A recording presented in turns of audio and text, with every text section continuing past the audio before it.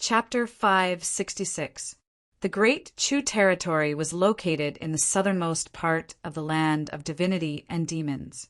The climate here was warm and humid, suitable for all living things to grow. The official road was paved with endless fields that stretched as far as the eye could see. There were farmers in the fields. They stood up and looked at the army leading the way. Even though they knew these were extraordinary figures, they still bowed, not much awe in their eyes. As the only super-empire in the world, this was the confidence of the Great Chu citizens. As long as they didn't make any mistakes, they didn't need to fear anyone. Qin Yu rode atop his horse, wearing the armor of a true demon guard. He restrained his aura and mixed in with the guards, appearing unremarkable at all.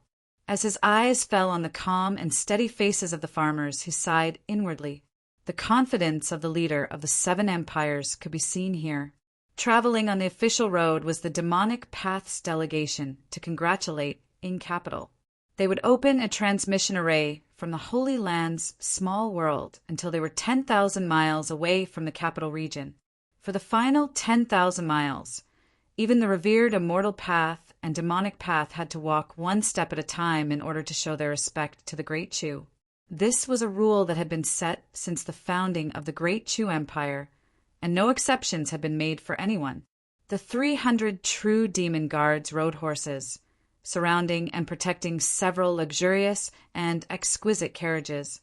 The black, gold, and blue and purple colors were extremely eye-catching. In formal diplomatic occasions, all sorts of flying carriages that swept through the world had lost their dignified aura. The leader of the Demonic Path's congratulatory delegation was an old man with a long beard. He wore a wide black robe, and his eyes were filled with an imposing aura. This person was surnamed Qin, and he had an extremely high status within the Demonic Path. But because he didn't care about worldly affairs for many years, he had already faded from the public's eyes. But now, everyone in the delegation, including the 2 Calamity Immortal deputy envoys, were extremely respectful towards him, so no one else dared to be insolent. To have the qualifications to be in charge of the diplomatic mission to the Great Chu Empire was enough to prove that this elder Qin hadn't lost any of his influence, even though he had been silent for so many years. However, this elder Qin was extremely cold and aloof. He didn't show any respect to anyone. From the moment the delegation arrived until now, he had only told them that no one was to disturb them and hadn't taken half a step out of the carriage. Qin Yu looked up at the eye-catching carriage and felt a bit helpless. Was this person arranged by the demon envoy reliable or not? Forget it. I hope that everything goes smoothly. It would be best if Elder Qin doesn't have to make an appearance. Otherwise, things will definitely get out of hand. As he lowered his head and looked away, what Qin Yu didn't know was that within the carriage, Elder Qin had slowly opened his eyes. Through the gaps in the thick curtains, his eyes fell on him. Elder Qin frowned and sighed. The son of a noble family should not sit in the hall, much less the dignified holy son of the Demonic Path. This was simply preposterous, but thinking of what the demon envoy had said, the holy son's choice today was one of helplessness. Thinking of this, Elder Qin's frown deepened. Was there no one who had not thought of such a simple principle? The Demonic Path had been peaceful for a long time, and the people's hearts were becoming increasingly lax. If they couldn't deal with this properly, there would likely be a great upheaval in the future. Ing City was known as the world's most majestic city, so one could well imagine the scale of the city. One could already see the continuous outline of the city from a distance of 3,000 miles away. Even though it was blurry and indistinct, the dignified and heavy atmosphere still assaulted one's senses.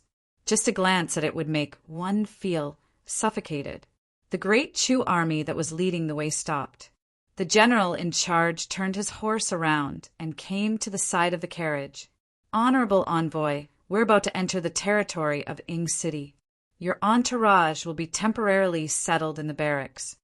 Elder Qin's calm voice echoed out from the carriage. "Of course." After a brief pause, a deputy envoy led 300 true demon guards and some of the accompanying demonic path cultivators to stay behind. They watched as the carriages left under the protection of the great Chu army. "Lord Deputy Envoy, please follow us."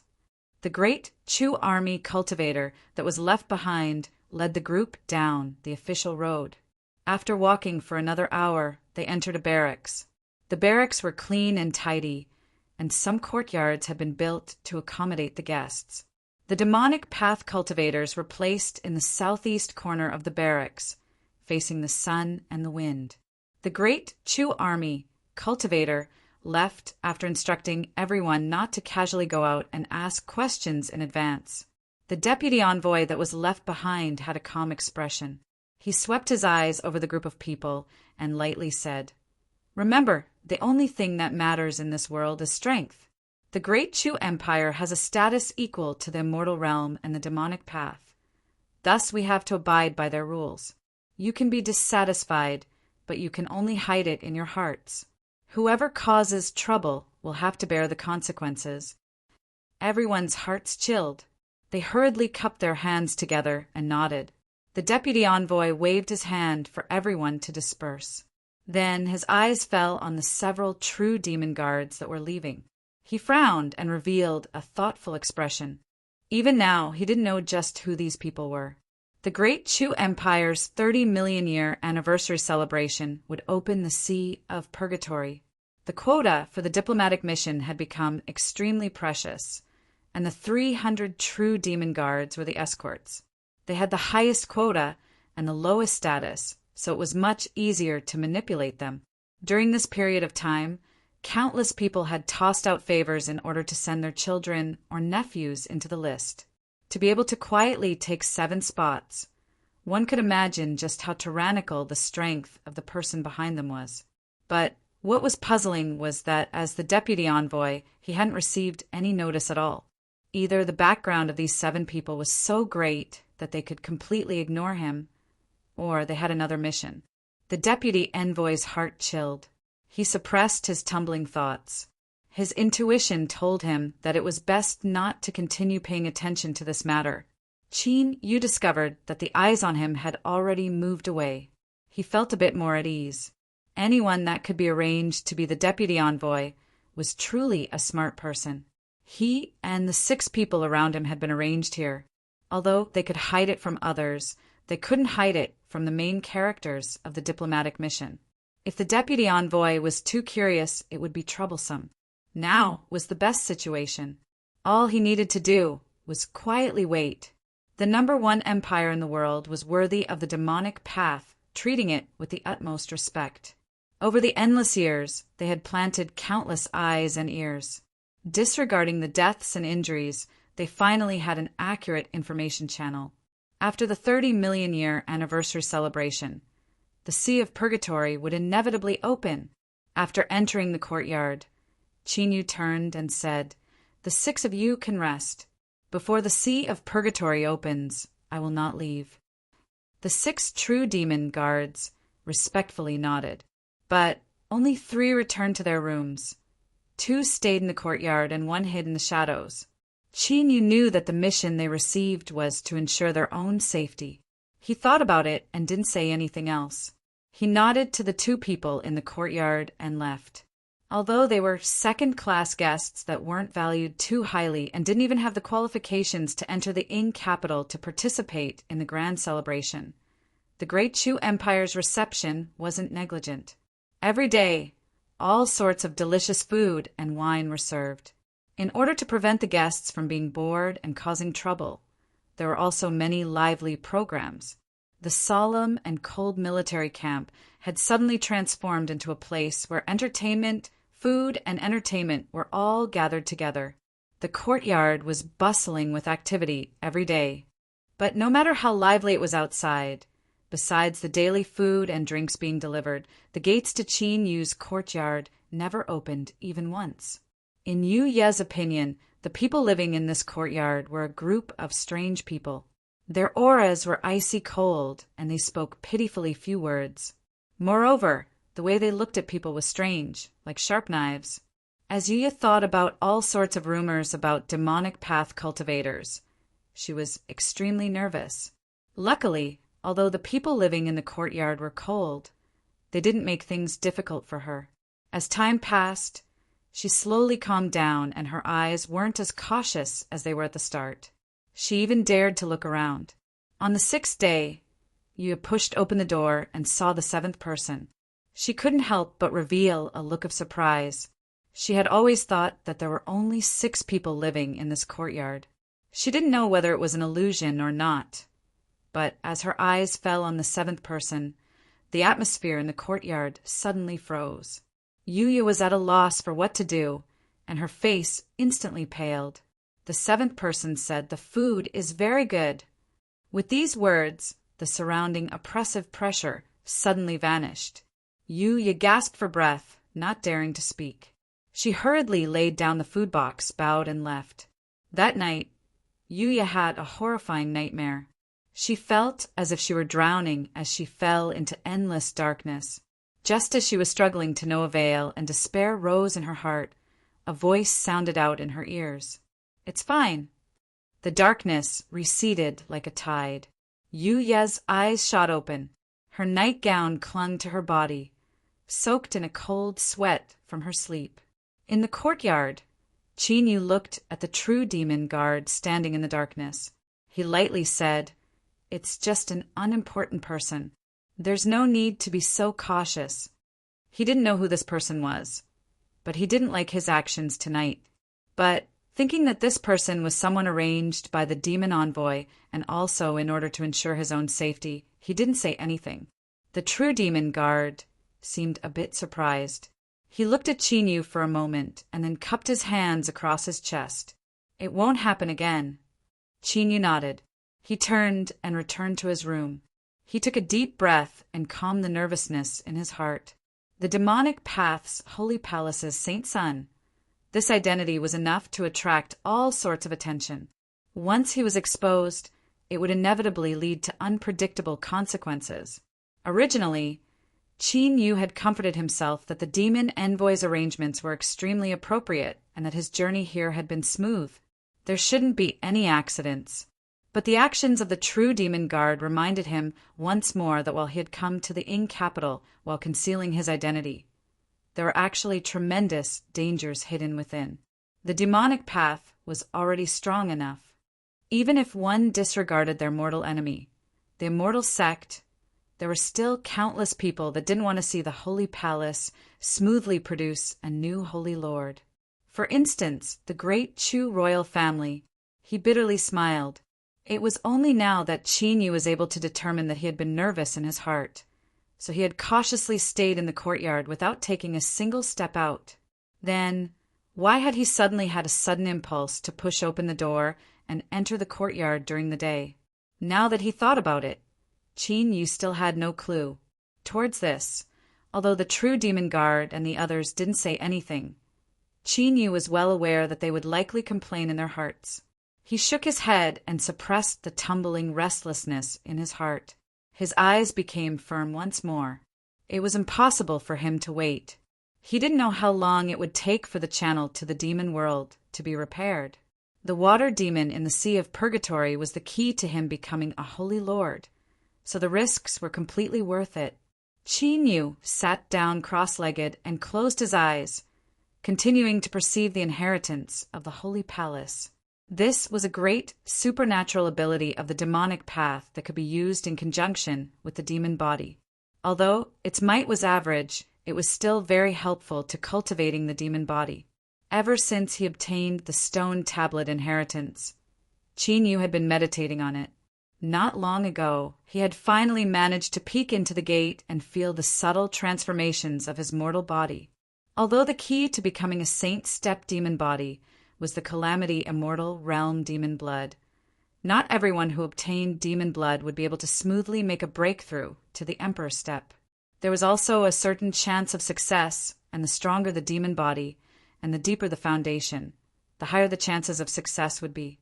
Even though his cultivation of water had stagnated because he was perceiving the inheritance of the Holy Palace, Qin Yu didn't hesitate at all. Becoming a saint-step demon body and inheriting the throne of the Holy Lord was the most important matter right now. For the next several days, Yuya didn't see the seventh person living in the courtyard again. But the more she did this, the more she couldn't forget the words she heard in her dreams. That voice was particularly clear. It had to be him. But why would this person's voice appear in her dreams? Yuya thought about it for a long time. Then she changed her story and told her little sisters around her. As a result, she was mercilessly laughed at by them, saying that she was just budding in love. The young women responsible for taking care of the guests in the barracks were all transferred from the great imperial plantations around in capital. Their backgrounds couldn't be considered noble, and this assignment was a chance for them to fly up the branches. If they could enter the congratulatory procession, even if they didn't have the qualifications to entering capital, their backgrounds were still extraordinary. If they could climb up to them, they could change their destiny. Although they would have to leave their homes in the future, to the women of the imperial plantations, their destinies weren't in their control. Rather than not knowing where they would be sent in the future, they might as well take a gamble. Because of this, there was a great deal of flirtatious news spreading out from the barracks. Some of the guests were beaming with joy. It was clear that they were having a great time. Yuya's face flushed red. But how could she clearly explain this sort of thing? She argued for a bit and then shut her mouth. She regretted saying this earlier. If she knew this would happen, she wouldn't have said anything. When the group of sisters dispersed, a cousin who was not close to Yuya called out to her, who was about to leave. Her expression was very solemn. I hope what you said is true and that you didn't have any thoughts that you shouldn't have. Although it's good to climb up the social ladder, you must remember that you and I are from the imperial plantations of the Chu country. Even if we successfully leave with someone, can we really be trusted? In a woman's life, she only has one chance to make a choice. Don't regret it. Yuya knew that her cousin was speaking from the bottom of her heart. Before coming to the barracks, her parents had already told her something similar. She said gratefully, "Thank you for reminding me, cousin. I will remember it. I won't make a mistake." Her cousin's expression softened. She nodded and left, unexpectedly discovering that her distant cousin cared about her. Yuya's mood improved for 2 days. She didn't want to delve too deeply into the matter of the voice in her dreams. He was a demonic cultivator and would soon leave the Chu country. No matter what the reason was, she would let it go. But when she warned Yuya's cousin, she encountered trouble. In the courtyard she was in charge of, a guest had taken a fancy to her. She had tried to probe her a few times, but her cousin had dodged all of them. Although the guest was unhappy, he didn't want to cause trouble. The matter should have been over, but today the guest was having a banquet in the courtyard. Perhaps he had drunk too much wine and reverted to his old ways. No one knew what had happened, but in the end he made a big fuss. When Yuya heard the news and rushed over, her cousin was lying on the ground. The corner of her mouth was broken, and her face was pale. In the courtyard, a man in his 30s sat boldly. He had a sinister look on his face. "Smelly whore, I gave you face, but you didn't want it. You actually dared to splash wine on me. Did you not know who I am? Today I'll give you a chance. Call all the people you can call. If they can't suppress me, you can stay here tonight." Yuya trembled in fear. Most of the people in the imperial plantations came from sinners and were considered exiles. They didn't have much status in the Chu country. If they offended a guest, no matter what the reason was, it would be a big mistake. Thinking of her cousin's warning, Yuya bit her lip, turned around, and quickly left. She found the steward responsible for this matter, but the other party's attitude was ambiguous. He only said that it wasn't good to meddle in this matter. She found someone to contact her family. After asking around, she found out that the guest her cousin was in charge of was actually a relative of the Chu country's royal family. Although they were only a side branch, they were still considered masters. How could these palace stewards dare to meddle in this matter? They were afraid that things would turn out badly for them.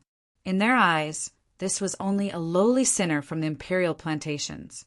Moreover, that young master had said that he wouldn't harm her life, so this was even less of a problem. Yuya's family quickly sent a letter telling her not to meddle in this matter. Otherwise, even she might be implicated. As Yuya thought of her cousin lying on the ground with all the blood draining from her face, she felt extremely sad. But what could she do? As she panicked, a thought suddenly popped up in her mind. Yuya felt as if she had gone insane. But if she didn't try harder, her cousin's life would be ruined. That person, would he be willing to help?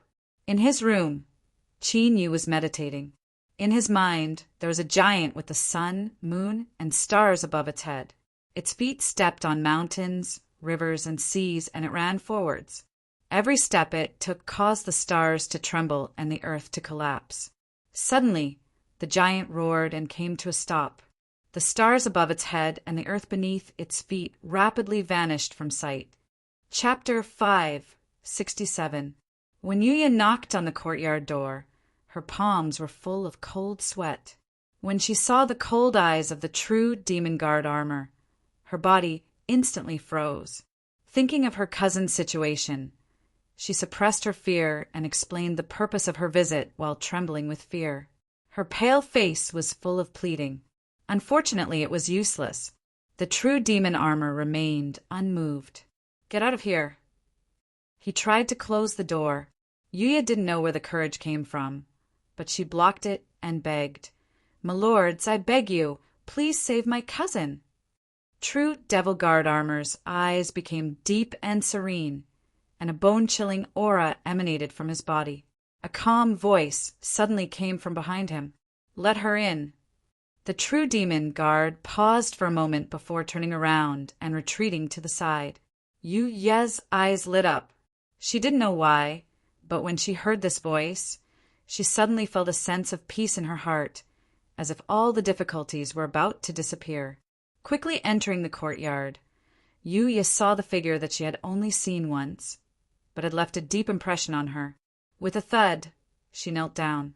"My lord, please save me." The doors opened one after another. Besides the hidden true demon guard, the other 5 people gathered.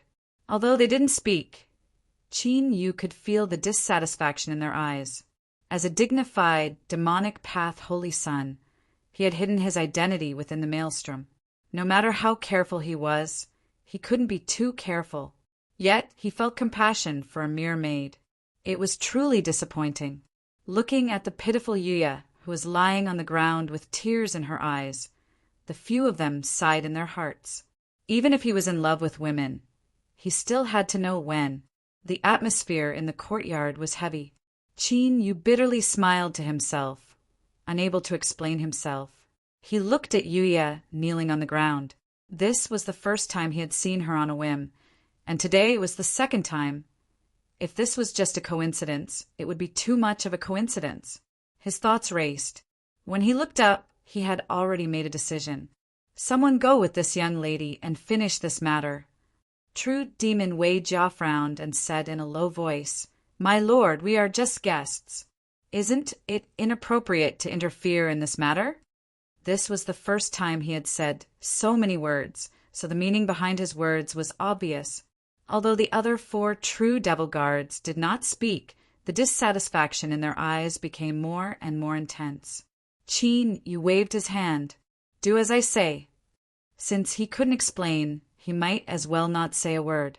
With his status, even if he was the demon attendant subordinate, he couldn't disobey. Sure enough, the true demon guard fell silent for a few breaths of time before bowing in agreement. "Miss Yuya, please lead the way." Yuya looked over with gratitude, but now was not the time to delay. She got up and hurriedly left with the true devil guard. The other 4 true demon guards indifferently cupped their hands together towards Yu and left. In this world, seeing once was better than hearing 100 times. Was this the holy son that everyone in the demonic path recognized? For a moment, they all felt a little regretful for accepting this mission. You could feel the indifference and alienation in their attitudes. He rubbed his nose and bitterly smiled. However, he quickly suppressed his emotions and calmly waited for the next development of the matter. He just didn't know what was so special about this girl from the Chu Kingdom that he didn't know. Qin Yu wasn't worried about true demon guard armor appearing. Although the people living in this military camp were all second-class guests that didn't have the qualifications to entering capital, they were still divided into various ranks. Demonic path cultivators were undoubtedly the most outstanding existences. As long as one had a brain, they wouldn't fall out with the demonic path because of something like this. However, there were some twists and turns in the matter. Qin Yu had somewhat underestimated the pride of the Great Chu Imperial clan. Even though they were just an inconspicuous side branch of the Great Chu Imperial clan, they were in a military camp in the capital region of the Great Chu. This gave them the confidence to toss and turn. So what if they were from the demonic path? Did they think they would be afraid? True Demon Guard armor didn't explain the details, but the final result was that this relative of the Great Chu Imperial clan lowered his head. It was just that it was a bit unpleasant. Because of this, Qin Yu could clearly feel the increasingly dissatisfied attitudes of the true demon guards around him. Because she was worried that they would retaliate, Yuya and her unconscious cousin temporarily stayed in Qin Yu's courtyard. However, this could also be considered an explanation to the outside world. Many people suddenly realized that Yuya had climbed up a high branch.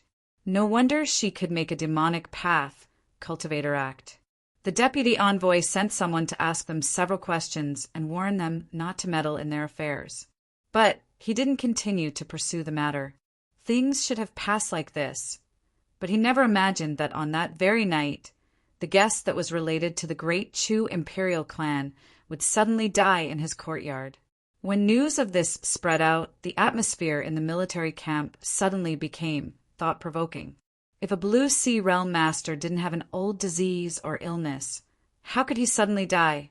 The demonic path that had just come into conflict with this guest was naturally the greatest suspect.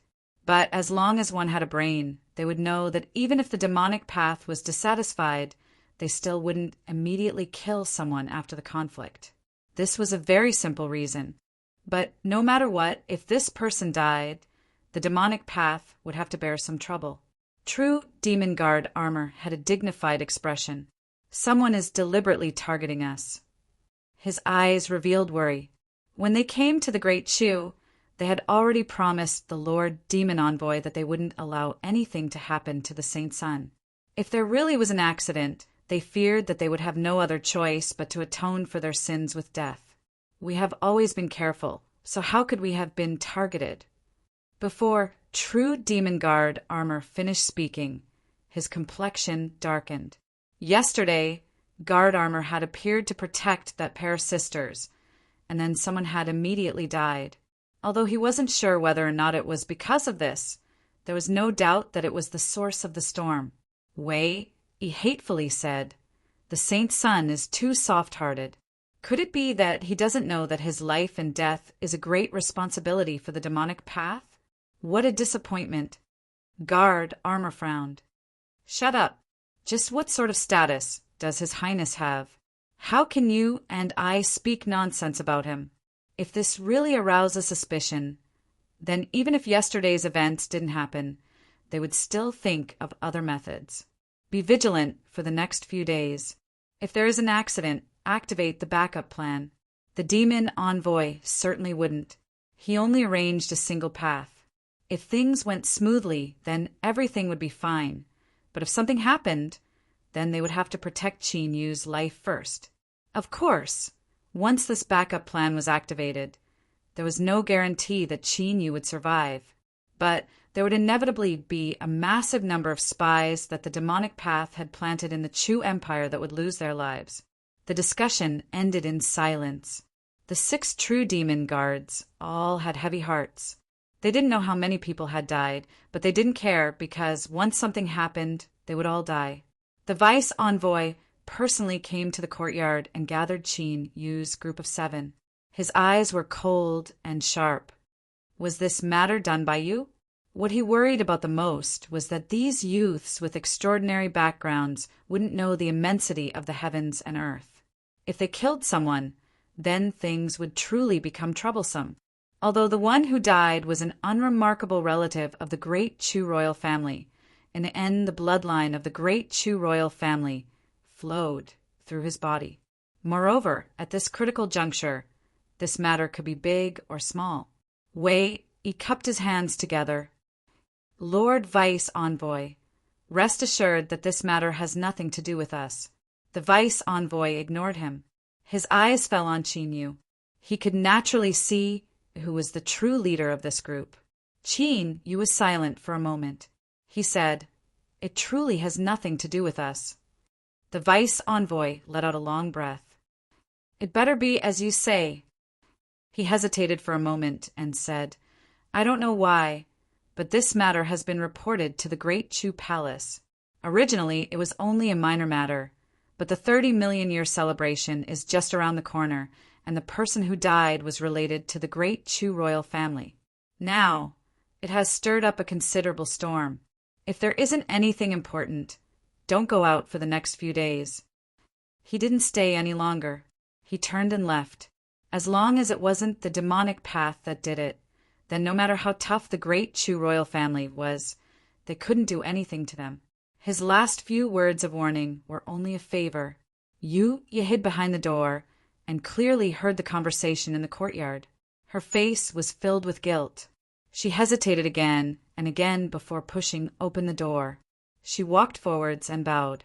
"This is all my cousins and my fault. We have implicated everyone here." She didn't know what to say. The people in front of her were all demonic path cultivators. Their status, and strength were all far above hers. Even if she wanted to repay them, there was nothing she could do. Qin Yu shook his head. "Although the Vice Envoy is solemn, this matter wasn't done by us, so it cannot be blamed on us. Miss, there is no need to worry too much." Wei Jia and the others drew back. First, with Qin Yu's status, they didn't know what he was talking about with this woman, so it was naturally inappropriate for them to stay and listen. Second, when they heard that this matter had reached in capital and that someone was adding fuel to the fire from behind, they became even more worried and didn't have the mood to continue staying. Yu was moved to tears. "This is all thanks to my lord. If it weren't for you, my cousin's life would have been ruined. Us sisters have nothing to repay you with.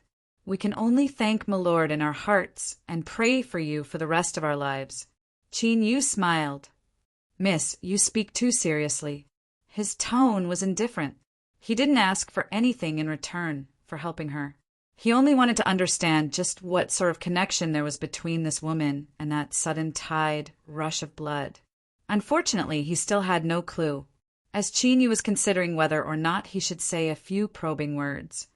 Yuya's face flushed red in this brief moment of silence.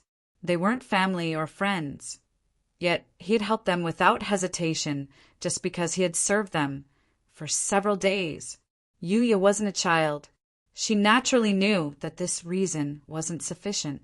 Could it be? Could it be? She carefully looked up and glanced at Qin Yu. Although she couldn't see his appearance, she could see that he was tall and straight and had a calm demeanor. For him to be the leader of this group, it was clear that his background wasn't ordinary. If it was really as she thought, then what should she do? As she was panicking, the door behind her opened once more. Her cousin's pale face appeared. She had already woken up last night and had seen Qin Yu once. As her eyes fell on Yuya, her cousin could naturally guess what she was thinking. She couldn't help but bitterly smile. Although she didn't know the true identity of this armored Qin Yu, she knew that he didn't have the least bit of feelings for Yuya. Afraid that Yuya would say something she shouldn't and cause herself to be embarrassed, her cousin coughed and squeezed out a smile. "Cousin, the Lord rescues us without asking for anything in return, but you and I can't do nothing. I heard that in your early years you obtained a strange seed and have always regarded it as a treasure. How about you take it out to express your sincerity?" You revealed an uncomfortable expression. She didn't speak for a moment. Qin Yu thought that she didn't want to part with it. He said, "How could I accept something that Miss Yuya loves so much? To Misses, there is no need to be so polite. Just rest and recover in peace." He cupped his hands together and turned to leave. Yuya loudly said no. I am willing to give it to the Lord. Her face flushed red. She hurriedly reached around her neck and took off an exquisitely woven necklace. The pendant was wrapped around the seed. Although Yuya's movements were fast, Yu could still clearly see that the necklace was hidden beneath her clothes. The pendant had clearly fallen on her chest. No wonder she had hesitated. Yu's expression stiffened. Luckily, he had the mask, so no one could see him. He was about to wave his hand in refusal when his eyes fell on the pendant and his heart began to race. Intuition told Yu that the reason he had two sudden inspirations was because of this pendant. Like this, he couldn't bring himself to refuse. He looked at the necklace that was passed to him, and Yuya, whose head was nearly touching her chest. Yu hesitated for a moment and said, "It looks quite exquisite. I will take it and give it to the women in my family so they can learn how to weave it." The reason he said this was so that the atmosphere wouldn't be too awkward. Otherwise, if a man like him were to take something from a girl's chest and carry it around with him, how would she feel? The necklace was still warm in his hand. He could even smell the light fragrance of a girl's body. How could Yu stay here any longer? He cupped his hands together and left. Yuya looked at his back. As she thought about the women Yu mentioned just now, her heart was thrown into chaos and her shyness was reduced by half. Her cousin sighed. She held onto her sister's hand and said in a soft voice, "Big sister is several years older than you, so my eyesight might be better. Although I don't know the identity of this lord, I can imagine that he must be extremely noble. Little sister, you should give up on such thoughts, lest you feel even more sad in the future." Yuya revealed a flustered expression, like a little animal whose secret had been discovered. Looking at her cousin's pitiful expression, she bit her lips and nodded. After returning to his room, Yu placed the necklace in front of him. After sensing it for a long time, he lifted his hand and opened the package around the pendant, revealing a gray object inside. It was cold to the touch and gray without any patterns. If he hadn't heard them say that this was a seed, Yu feared he would have treated it as a common-looking stone. After thinking for a moment, he sent out his divine sense and wrapped it around the seed. But no matter how he probed it, he couldn't sense any life from it. Was it really a seed? Yu frowned. After a moment of hesitation, he flicked his sleeves and took out the 9th province furnace, using its strength to cut off the void. In the next moment, Yu closed his eyes and his mind flew far into the distance. Soon, the space in the room trembled and a part of it collapsed inwards. The projection of a great sun appeared in the dark nothingness. But today, this great sun projection was even dimmer and its volume had shrunk by several times. Yu opened his eyes, an apologetic look on his face. "I know that I shouldn't have summoned you here, but there is something I need your help with. I have no choice but to take this risk." He didn't want to delay. He spread out his hand and revealed the seed. "Help me determine just what this is." An invisible strength swept up the seed, and it fell into the great sun projection. It took much longer than Yu imagined before the seed was sent back. The great sun projection became much dimmer, as if it had consumed a great deal of its strength. A thought fluctuation came from the little blue lamp. This is indeed a seed. It needs to be in a place where extreme yin and extreme yang meet in order to hatch. Before it finished speaking, the collapsing void collapsed, and the sun projection faded away. Yu's heart skipped a beat. He turned his hand and put away the seed as well as the 9th province furnace. Just as he finished doing this, his body froze. Panic and fear surged out from the depths of his soul. It was like a divine God was looking down on the earth from the highest heavens. Luckily, this feeling came quickly and left just as quickly, disappearing without a trace. Yu didn't dare to be careless. After waiting for a long time and seeing nothing strange, he frowned and his thoughts raced. If there was someone that could sense the existence of the little blue lamp, then that person must be an existence that stood at the peak of the world. In the Great Chu's capital region, less than 2,000 miles away from Ing City, there was only one person, the great Chu Emperor Mi Ganyuan. He had reigned for 170,000 years and held great authority within and outside the great Chu Empire. His pressure was unrivaled. Would he be discovered? Qin Yu's heart chilled. After carefully thinking for a long time and determining that he hadn't revealed any flaws just now, he calmed down a little. Although the aura just now was terrifying, it was extremely ethereal. If it weren't for the cosmic sea-cross bell, Qin Yu didn't think he would have been able to sense it. If the great Chu Emperor had only swept out with his divine sense, he might not have noticed him. Chapter 568.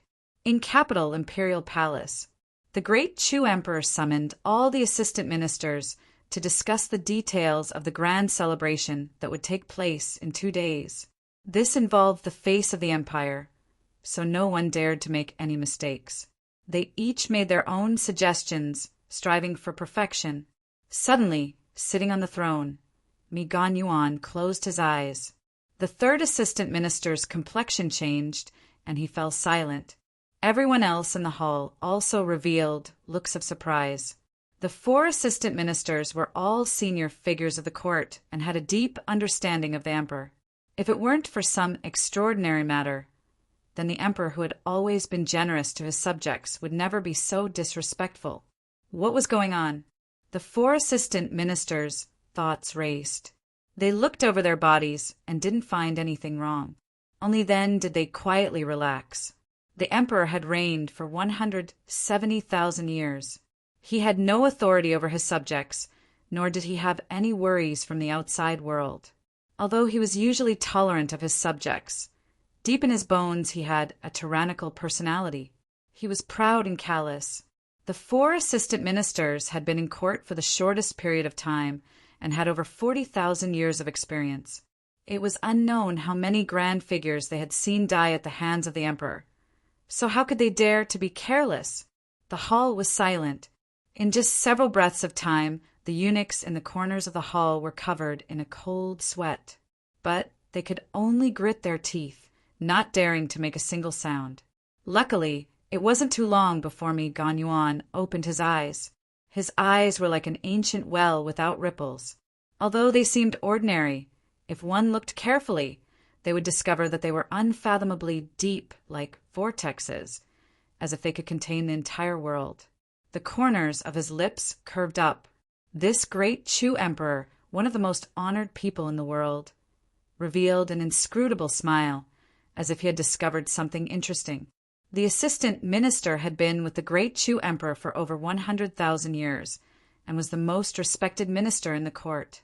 He thought for a moment, and then respectfully said, "Your Majesty, what happened?"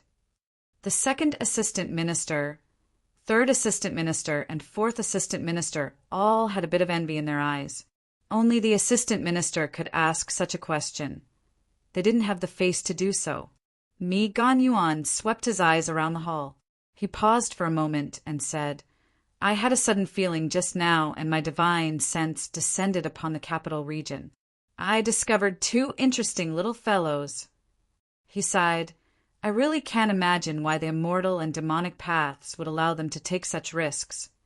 His eyes were deep and serene, like the endless starry sky that could drown a person's mind. Since the emperor mentioned it, that meant there was something to be said. As the cabinet minister heard the words immortal and demonic path and then saw the deep emotions in his majesty's eyes, he had some guesses in his heart. "Your Majesty, could it be that the immortal and demonic path envoys have hidden their identities?" Mi Ganyuan lightly said, "If my guess isn't wrong, then one of the demonic path envoys should be the newly ascended Holy Son, Yao Bin. As for the immortal sect envoys, that should be the new master of 9-Heaven Mirror Moon Palace, Xin Yuanin." Although the 4 assistant ministers were mentally prepared, they still couldn't help but exclaim in a low voice. They couldn't care less about their manners as they suddenly raised their heads. Their eyes were filled with shock and a bit of coldness. The great Chu stood proudly in the world. It was the leader of the 7 empires. If it weren't for the immortal and demonic paths holding it back, it would have long since unified the world. Therefore, although they appeared to be peaceful on the surface, among the ministers of Great Chu, not a single one of them did not view the immortals and devils as a great threat. Now a newly ascended holy sun and a trusted palace master were in Capital's capital region. They couldn't help but think about it. If these two people died, it would be an incomparably heavy blow to the immortal Tao and demonic Tao. Your Majesty, this is an opportunity bestowed by the heavens. As long as everything is arranged properly, there will be no hidden dangers left behind. The third minister said, his voice thick with killing intent. The fourth minister wanted to agree, but as he glanced at the silent second minister, his eyes flashed and he tightly shut his mouth. Mi Ganyuan didn't respond. He said, Yuan Qing, what do you think? Yuan Qing was the courtesy name of the first minister. Even so, his tone was still respectful, without the slightest bit of complacency. Your Majesty, I believe this is inappropriate. The third minister frowned. Mi Ganyuan said, Tell me the reason. The first minister thought for a moment and slowly said, Reporting to your Majesty, although I don't know why the demonic path's holy son and immortal sex palace master have come to my great Chu. Since they have come, the immortal and demonic paths must have made other arrangements. Unless they openly mobilize a massive number of masters, the chances of them being killed are extremely low. Although my great Chu is strong, the immortal sect and demonic path cannot be underestimated. If this matter is not handled properly, it will cause a great uproar. The third minister sighed inwardly. He knew that the first minister was right. It was no wonder that the second minister was acting like a turtle without saying a word. He wanted to challenge the second minister's position, but he didn't dare to be presumptuous in front of the first minister. He immediately said, Your Majesty, what the first minister says is correct. It was I who didn't think things through. But if those two came to my great Chu, they must have some unknown goal. Can my great Chu just tolerate this? The first minister smiled, not speaking. The second minister coughed and bowed. Your Majesty, the sea of purgatory will soon open. This might be an opportunity. The third minister coveted the position of second minister. Unfortunately, the second minister had an honest temperament, so the first minister was very satisfied with him. Mi Ganyuan could see all of the intrigue between the officials, but he didn't place it in his heart. Only when his officials were at odds with each other would he be able to sit firmly in power. Dong Qing is right. He looked up.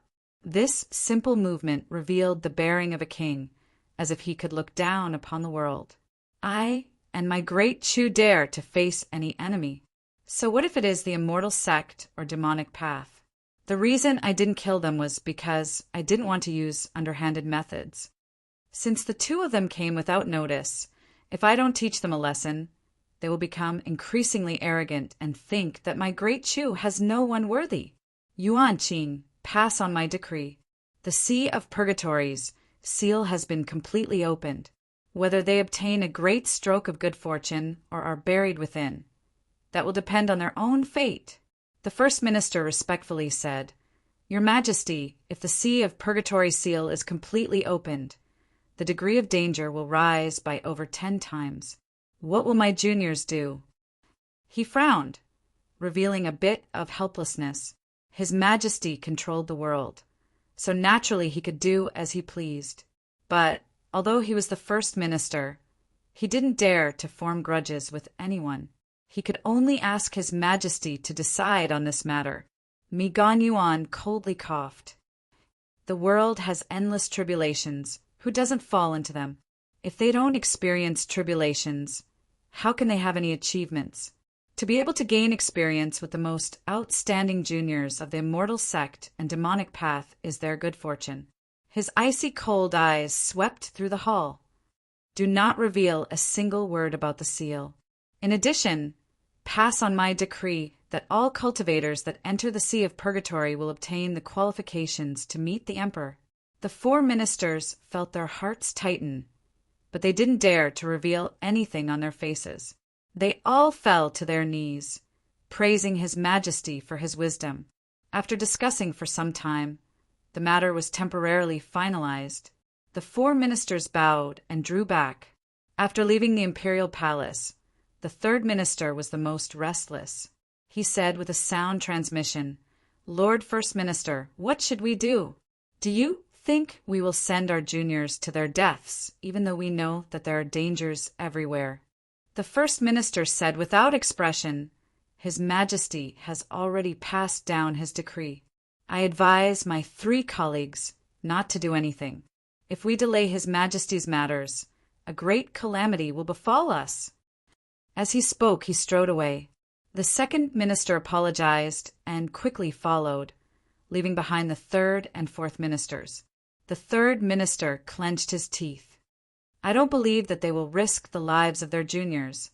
The fourth minister hesitated for a moment. "There is no need to be angry. The Lord First Minister is right. It is best if you don't touch His Majesty's decree. However, since His Majesty has informed us of this matter, that means he has a gracious heart. You can remove some of the juniors that have already been arranged, or you can replace them with others." The third minister's eyes brightened. "The messenger is right. Time is of the essence, so I bid my farewells." The fourth minister looked at the receding figure and revealed a bit of contempt. Such a stupid person could actually become an assistant minister. All he did was take advantage of a good background. If it weren't for him attracting spies, the fourth minister wouldn't have cared about his life or death. But how was he supposed to do it? The fourth minister thought for several breaths of time. Then his eyes brightened and he smiled. Wasn't the Lord First Minister the best example? He would just do as he was told. The third minister sat in his carriage. As the curtain fell, all of the anxiety and anger on his face disappeared. His eyes were calm and indifferent, without the least bit of waves. "Demonic path Saint Sun, immortal sect palace master," he whispered, revealing a happy expression. "I never thought that there would be such an unexpected harvest this time." A light smell of blood filled the air. Shen Yuanin furrowed her eyebrows. A dignified look appeared in her indifferent eyes. That aura just now, although it was fleeting, her heart was like a frozen lake. She had still sensed it. After thinking for a long time, Shen Yuanin let out a light breath. Whether or not she had been discovered, she had already lost her path of retreat. In this world, the only great terror was death. This was also the only emotion she had after reaching large success of the sublime lost emotion code. Shen Yuanin didn't want to die. She also believed that she wouldn't die like this. The Chu Empire held a grand banquet to entertain guests from all over. Depending on their status, the banquet was different. The main hall had 13 seats. Those that were entertained were the peak influences of the land of divinity and demons. The immortal path, demonic path, and the 6 great empires were all included. The banquet was naturally the best. There was a cup of immortal god wine that was rumored to originate from ancient ruins. The wine contained a boundless world strength that could directly increase a cultivator's cultivation. Wuma Sijan originally had the qualifications to enjoy a cup of immortal god wine. He was filled with anticipation, but he never imagined that before the banquet began, he would be ordered to leaving capital to deal with the death of the great Chu imperial family's in-laws. Wuma Sijan knew much more about Elder Qin, who didn't reveal his emotions. Although he was unwilling, he still smiled and agreed. After he left the imperial palace, his face was so gloomy that it seemed as if it would drip water. The one he hated the most was naturally Elder Qin. But unless he wanted to seek death, he could only suppress his anger in his heart. Thus, his anger doubled and fell onto the several true demon guards that had provoked him. The evil flames of Wuma Sijan's anger burned. After leaving in capital, he headed straight for the capital region army camp. He vowed in his heart that he would make these bastards pay a painful price. After several years of seclusion, a holy sun had suddenly appeared, stealing away all of his glory. Wuma Sijan was already depressed. This diplomatic mission to the Great Chu involved another lucky chance for him. But before it even began, he had already suffered a loss. That cup of immortal god wine was his turning point to break through a small boundary. If everything went smoothly, his chances of success would increase by 20%. There was no need to say anything more. If it weren't for this, with Wuma Sijan's shrewdness, he wouldn't have been so angry.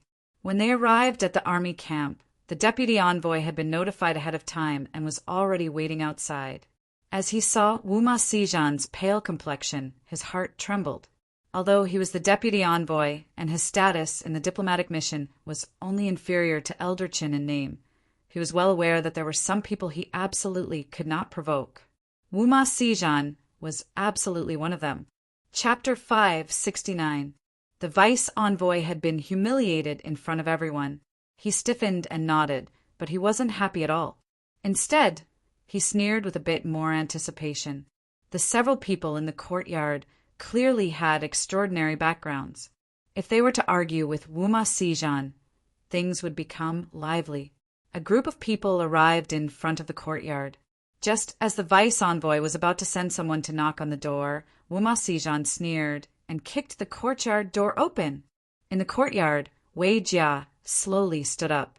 He swept his eyes over the crowd, his icy cold eyes deep and serene. Wei Yi and the others walked out. Wuma Sijan was expressionless. Lord Vice Envoy, have all the people living in this courtyard arrived? The Vice Envoy shook his head. There are 2 more. Wuma Sijan sneered. I am here on the orders of Elder Chin to investigate this matter. Call everyone out. In the shadows, Wei Ding appeared. He was the smallest and thinnest of the 6 people. His light gray eyes didn't have the least bit of brilliance in them. There was still one person missing. Wuma Sijan was enraged. How insolent! He swept his eyes over Wei Jia and the others, thinking in his heart. Since these people were part of the diplomatic mission, they definitely knew who he was. If they could remain so calm, it was clear they had something to rely on. But the more this was the case, the angrier Wuma Sijan became. In terms of background, cultivation, and methods, he stood at the top of the younger generation of the demonic path. Besides His Highness, the Saint Sun, who could compare with him in the entire demonic path. Since you haven't come out, then you must be the one in charge. I am here on orders to investigate this matter. I want to see who dares to stop me. Wuma Sijan waved his hand. 2 cultivators behind him stepped forwards. Wei Jia lifted his hand. Those who haven't come out are not feeling well and cannot be disturbed. If my lord wishes to ask anything, please look for us. How could Wuma Sijan be willing to listen? As his 2 subordinates saw Wei Jia blocking the way, they sneered and thrust out their hands. They followed beside Wuma Sijan in preparation to assist him once they entered the Sea of Purgatory. These 2 people were quite strong. Although it seemed like a simple clap, the truth was that their strength was completely restrained. The moment they touched each other, they erupted with astonishing, killing power. Bang, bang! In a spark, 2 loud explosions sounded out at the same time. The ground beneath Wei Jia's feet instantly shattered, and everything below his ankles sank into the ground. The 2 cultivators who attacked were sent flying. Their bones cracked and their arms were twisted like fried dough twists. They landed heavily on the ground. They were in so much pain that their faces were pale and their foreheads were covered in sweat. However, the 2 of them knew Wuma Sijan's temperament. Even if they were in great pain, they still endured it and did not let out a single groan. But now, when they looked at Wei Jia, their eyes were filled with awe. When their attack landed on Wei Jia's body, all of the power had been reflected back at them. This skill could be said to be astonishing. Wuma Sijan's expression changed slightly, and he immediately flew into a rage. He took a step forward, and his tyrannical cultivation erupted. In an instant, it was like a boulder falling into a still lake, stirring up raging waves.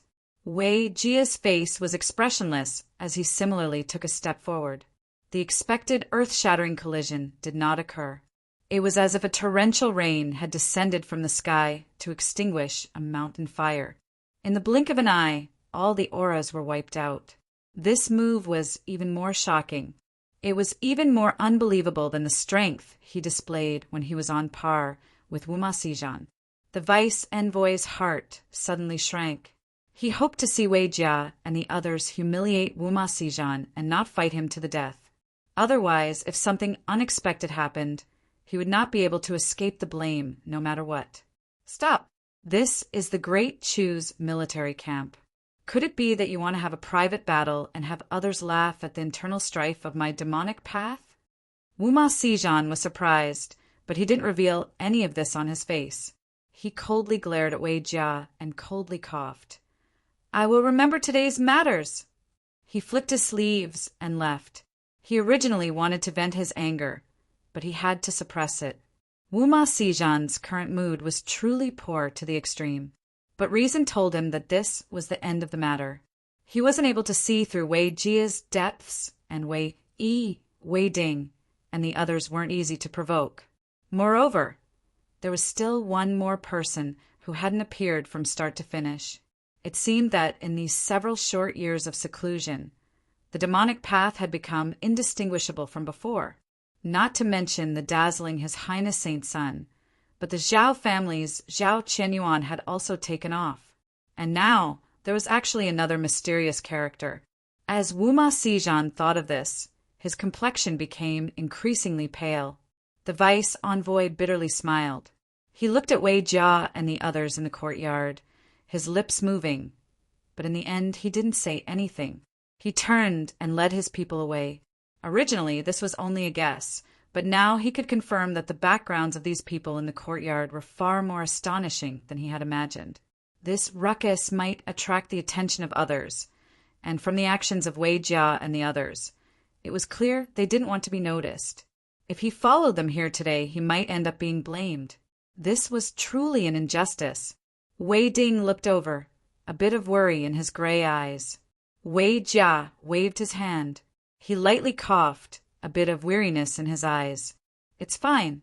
As he looked at Qin Yu's door and thought about how today's events would surely be noticed by others, he couldn't help but sigh inwardly. Because of Yuya, things had finally come to this point. Would His Highness feel regret now? In truth, Qin Yu didn't regret anything. It wasn't that he didn't think about it, but that thinking about it now was useless.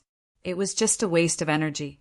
The Chu Empire's 30-million-year celebration was held as scheduled. On this day, in Capital's Great Array Formation was completely opened. The phantoms of 9 dragons descended from the heavens, each one 1,000 miles large. They circled around the city and roared.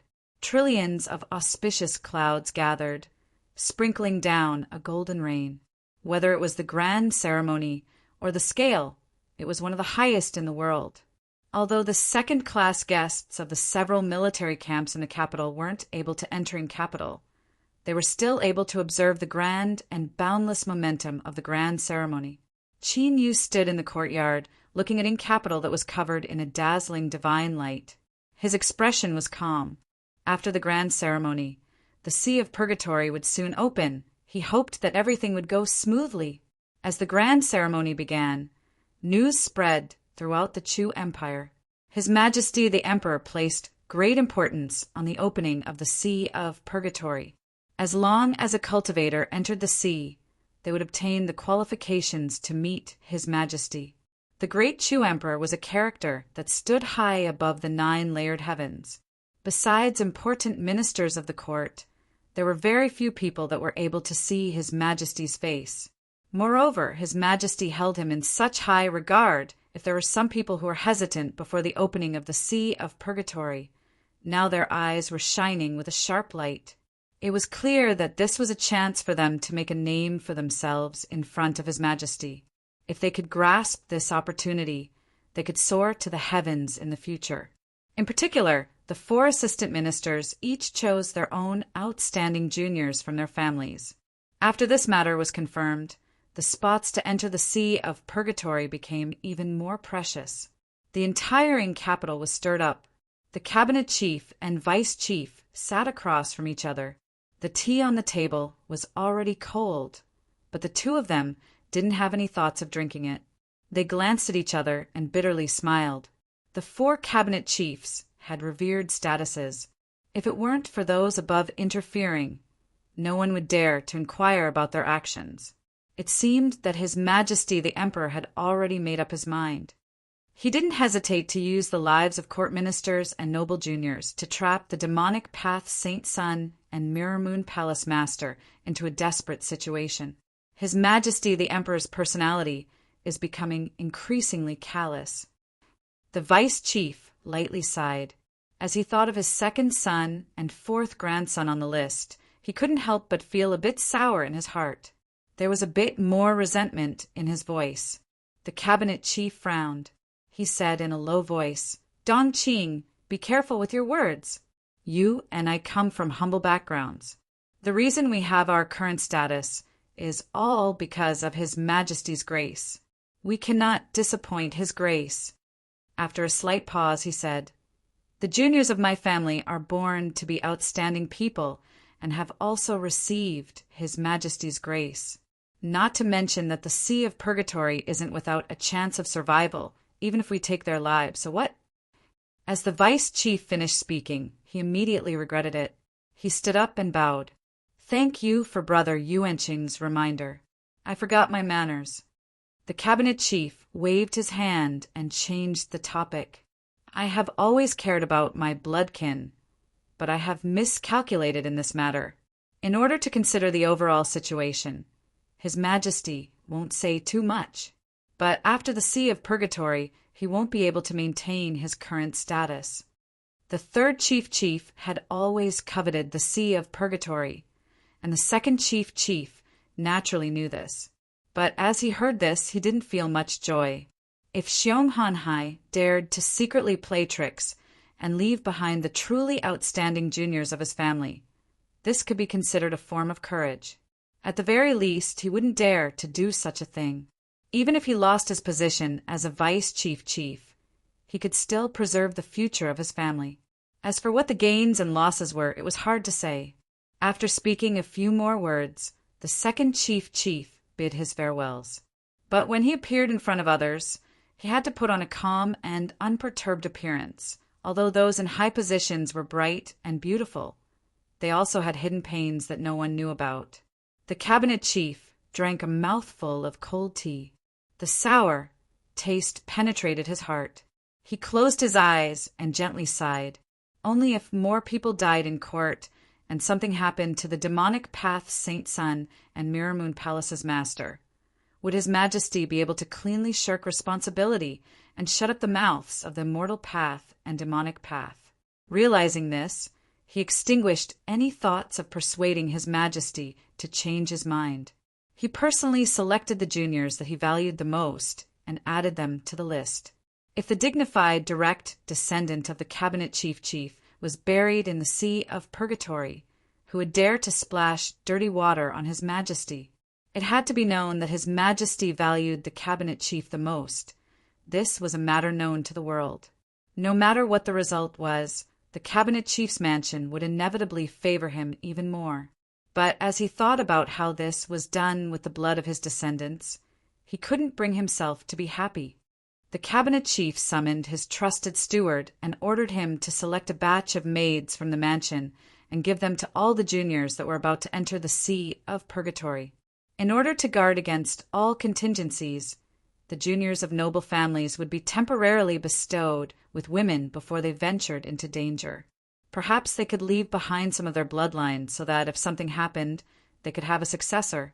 This matter wouldn't arouse any suspicions. After the steward received the order, he immediately began to make arrangements. The cabinet chief stood up. The weariness and bitterness in his eyes completely vanished, leaving behind only a light and tenacious expression. His face was filled with dignity once more. This was because he was the cabinet chief of Great Chu. "Your Highness, have you really decided to enter the Sea of Purgatory?" The man's voice was filled with worry. The woman remained calm. "Yes." The man hesitated for several breaths of time. He cupped his hands together and said, "Since your Highness has already decided, I will follow and lend your Highness a helping hand." The woman was overjoyed. That's great. With you helping me, there will definitely be some harvests in the Sea of Purgatory. A moment later, the man walked out of the hall. He looked up at the sunlight, a worried look on his face. This person was Tianyin.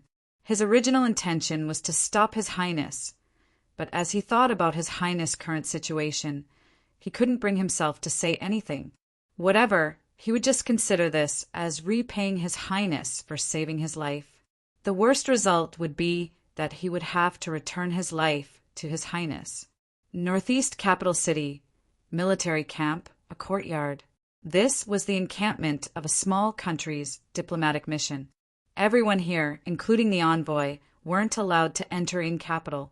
Their status was low and no one paid attention to them. In a room, a man and a woman sat across from each other. The man was tall and strong, with sword-like eyebrows and starry eyes.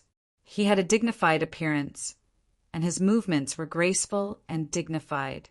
The woman across from him slightly lowered her head, but just the side of her face was enough to stir one's soul.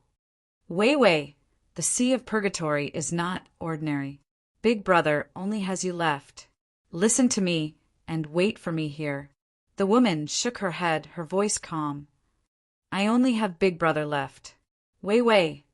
Big Brother, there is no need to say anything more. I have already made up my mind. The man frowned. After a long period of silence, he finally sighed. You must agree to follow all arrangements.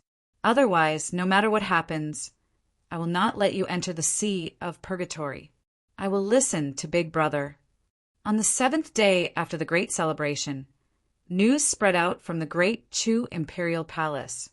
3 days later, His Majesty the Emperor would summon all the cultivators that entered the Sea of Purgatory and personally open the sealing array. Qin Yu and the 49 demonic path cultivators rode atop horses and finally stepped into Ing capital. As he walked out from the shadow of the towering city gates, his expression was light. But as he thought about the upcoming meeting with the Emperor, he felt a bit restless. Reality proved that Qin Yu had been a bit too sensitive. The summoning ceremony was held outside Harmony Hall in front of the Imperial Palace. Tens of thousands of people gathered there. One couldn't see the end of the crowd. The Emperor sat on the dragon, thrown atop the 1,000-layer platform, his aura surging around him. It was hard to clearly see his appearance. From start to finish, there wasn't the slightest bit of impropriety. As he finished speaking, the Chu Emperor stood up. His figure wasn't too great, but at this time it seemed as if he were higher than the heavens, as if he were stepping on the earth beneath his feet. The majesty of an emperor blotted out the heavens and earth, leaving one in awe. He lifted a hand and pointed a finger into the void. In the next moment, endless turbulence descended, as if a violent storm had arrived. The entire sky turned into a raging sea. Between the layers of waves, a gray entrance to the world appeared in front of everyone. Although the Sea of Purgatory was named after a sea, it wasn't a true sea. Only the word purgatory was worthy of its name. The moment the entrance opened, an invisible infernal energy surged outwards. Although it was imprisoned by Ing Capital's Great Array formation and couldn't recklessly spread out, it still caused the skies above the capital city to change color. In the blink of an eye, night fell. Chapter 570/P. The dark sky hung low, and the clouds seemed to overlap with the mountains in the distance. Some kind of vegetation that looked like withered branches grew on the black ground, and every branch of different thickness was covered with sharp thorns. Suddenly, 7 specks of light appeared in the quiet air and rapidly expanded outwards. When the light faded, a figure could be seen in each of the specks. Qin Yu glanced around at Wei Jia and the others, feeling a bit more at ease. The demon envoy's arrangements hadn't gone wrong. With the 6 of them by his side, his safety would be greatly increased. Wei Jia took a deep breath, and a complicated expression flashed in his eyes. In the blink of an eye, he became calm again. He cupped his hands and said, "Sir, there are earth terminus thorns growing below, and they can produce hallucinogenic effects. If you feel uncomfortable, Just take out the sachet and smell it a few times." Seeing Qin Yu nod, Wei A gestured with his hand. Wei B and the others spread out to protect him.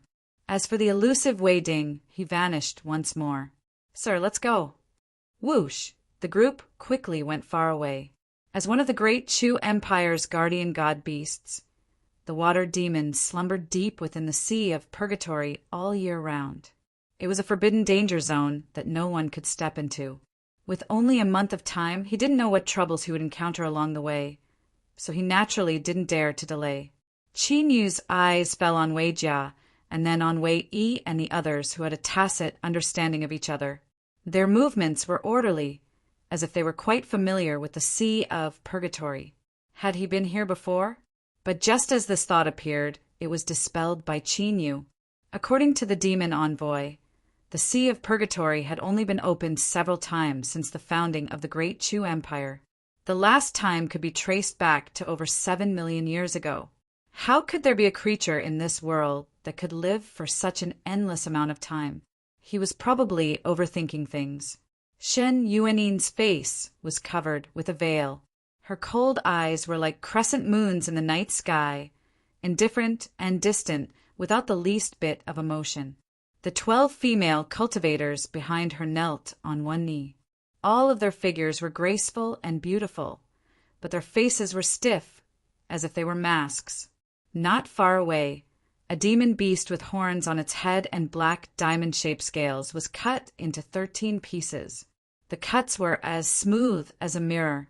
The wound seemed to be wrapped by an invisible membrane, and not a single drop of blood flowed out. But the air was still filled with the smell of blood. The smell of blood did not come from the dead beasts, but from the 12 beautiful women kneeling on the ground. "Palace Master, it's time for us to move." Xinyuani nodded. Her feet lightly stepped forwards, and her body floated away like a feather. The 12 female cultivators behind her slapped the ground and followed behind her like shadows. Zhan Lingtian lowered his head and looked at the black wound on his arm. He frowned and said in a deep voice, "Be careful, something is not right." Sensing the worried gaze from the side, he turned his head and said, "Don't worry, Wei Wei. A mere poison can't hurt me." Vivian shook her head and handed Zhan Lingtian an antidote. Even though it was useless, Zhan Lingtian still took it and swallowed it. "Is it okay now?" Several people in the group saw the young Mrs. Worried expression. Although no one said anything, their expressions were very ugly. Although what happened just now was sudden, they were safe and sound, but the young master was injured. This was simply unforgivable. If something happened to the young master, they wouldn't be able to atone for their sins, even if they died 10,000 times. All of them secretly swore in their hearts that they would definitely be 120% cautious and not make any mistakes. However, at this moment, following a cry of alarm, the team immediately fell into chaos. Wei Jia's expression was unsightly. Although he had been extremely careful along the way, he had still alarmed 4 demonic beasts, and the one in front of him was especially powerful. Although it hadn't stepped into the tribulation immortal realm, its pure destructive might wasn't weak at all. It took a great deal of effort to kill it. Although Qin Yu didn't know what this meant, he could feel the dignified expressions of the true demon guards and knew that something must have gone wrong. And indeed, Wei Jia said in a low voice, "My lord, the Sea of Purgatory's monster beasts live in different areas. Generally speaking, there shouldn't be 2 tyrannical monster beasts appearing in the periphery.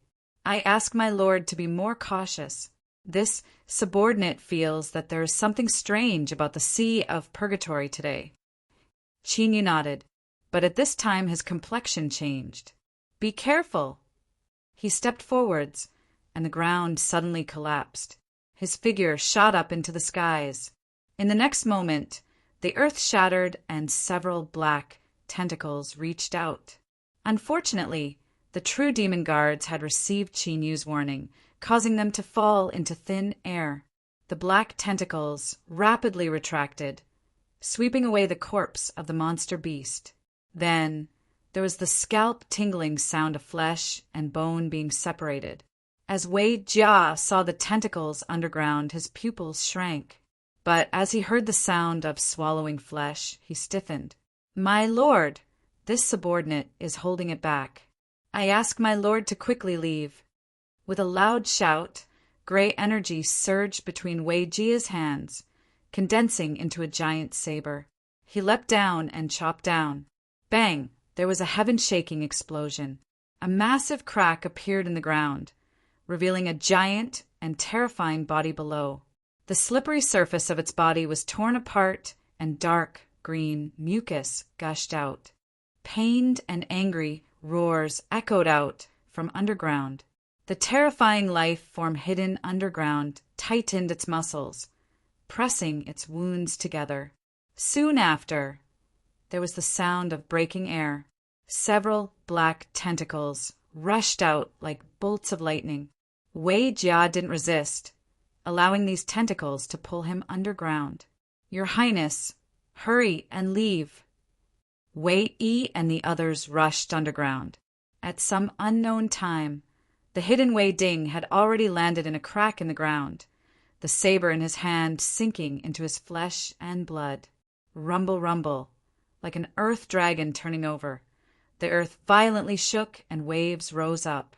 In the blink of an eye, the terrifying life form, Wei Jia, and the others were submerged.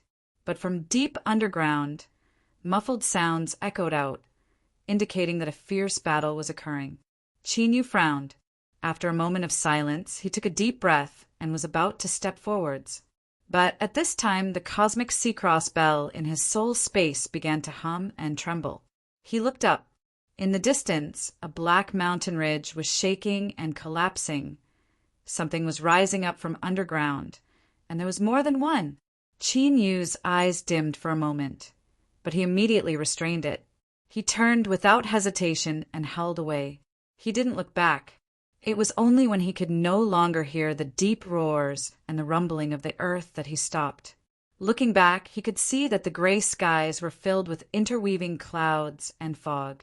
They were like mountains that wanted to crush people to pieces. Before Qin Yu came to the Chu Empire, he had carefully researched information about the Sea of Purgatory. With his status as the Holy Palace's Saint Son, he had access to nearly the highest levels of information. So he knew a great deal about the Sea of Purgatory. Wei Jia and the others were tyrannical to the extreme. But not too long after entering the Sea of Purgatory, they had encountered a calamity. Although this place was dangerous, it absolutely couldn't reach today's degree. For a time, Qin Yu did think that it was because his and Shen Yuanin's identities had been exposed that the Chu Empire's great emperor wanted to kill them, leading to the current situation. As he thought about how Wei Jia and the others had likely perished, Qin Yu felt a bit of bitterness in his chest. Although he hadn't known them for a long time, these people had wholeheartedly protected him. Even though they knew there was a slim chance of survival, they hadn't hesitated at all. However, these emotions tumbled for a moment before he suppressed them. Wei Jia and the others had used their lives as the price to allow him to escape unscathed. Only by living on would he be able to repay them. Now, Qin Yu had two choices in front of him. One was to quickly retreat and leave the Sea of Purgatory. This place was strange and filled with great dangers.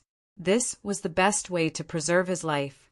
The second was to continue deeper. But as he thought about how the periphery was already so dangerous, who knew how terrifying the Forbidden Zone would be?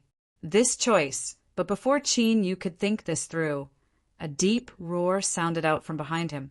He turned around to see several people rapidly fleeing, as well as a giant figure chasing after them. This was a half-rotten corpse. Beneath its tattered clothes was a large expanse of dark purple flesh and blood, and one could clearly see the bones within. It held a giant machete in its hand. The machete had been broken in half, and the cut was blood red. Looking at it, one could see that the blood had already congealed, but the feeling it gave off was that it was still flowing and full of vitality. At this time, Qin Yu's first thought was that he didn't know what sort of life form could leave behind such blood. Then, from the depths of his heart, he began to tremble. Although they hadn't fought yet, he could tell just from its aura that this corpse was absolutely terrifying. "Fellow Taoist ahead, save me." Shouts sounded out from behind him. Qinyu turned and ran. Even if he wanted to leave now, there was no way out. But soon his complexion darkened. The several people behind him chased closely behind him, but the corpse was getting closer and closer. Ah! There was a pitiful scream. A woman was grabbed by the corpse, her face draining of blood. "Save me! Brother Thunder, save me!" Unfortunately, the several people in front didn't even turn around.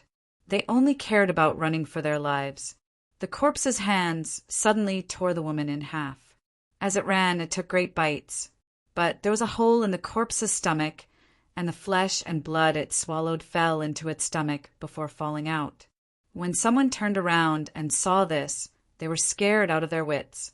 They screamed and ran even faster. Qinyu suddenly turned around. He could clearly hear the flesh and bones in his legs creaking. But in the next moment, an even more ferocious strength burst forth. The power of an emperor step demon body was revealed at this moment. Lei Fong stubbornly stared at Qinyu. The demonic path's true demon guards all had powerful mortal bodies. If he could make them bleed, then his powerful and delicious blood energy would definitely draw this corpse away. His eyes turned cold. He lifted a hand and punched forwards. Qinyu's complexion changed, and an icy coldness appeared in his eyes. He flicked his sleeves, scattering the incoming strength. Then he turned and coldly glared at Lei Fong. He stepped forwards, propelling himself forwards. At the same time, the strength that he had smashed into the earth erupted after a short period of preparation. Lei Fong and the others just happened to pass through this area. The sudden explosion submerged them, causing their speed to inevitably drop. Suddenly, a stone flew out, smashing into the chest of one of the men. He tumbled to the ground and crawled up, wanting to continue running. But at this time, a cold and hard palm had already grabbed onto his ankle. Ah! A desperate howl sounded out once more. Lei Fong's face was covered in dust, and he was in a distressed state. In that instant, he could clearly feel a bone-chilling aura wrapping around his body. In that moment of life or death, Lei Fong had kicked the stone away to strike down Cui Sanchen. Only then was he able to avoid disaster. He had nearly fallen into the hands of the corpse. Lei Fong was panic-stricken. He looked at Qinyu's back, his eyes filled with even more hatred. That bastard!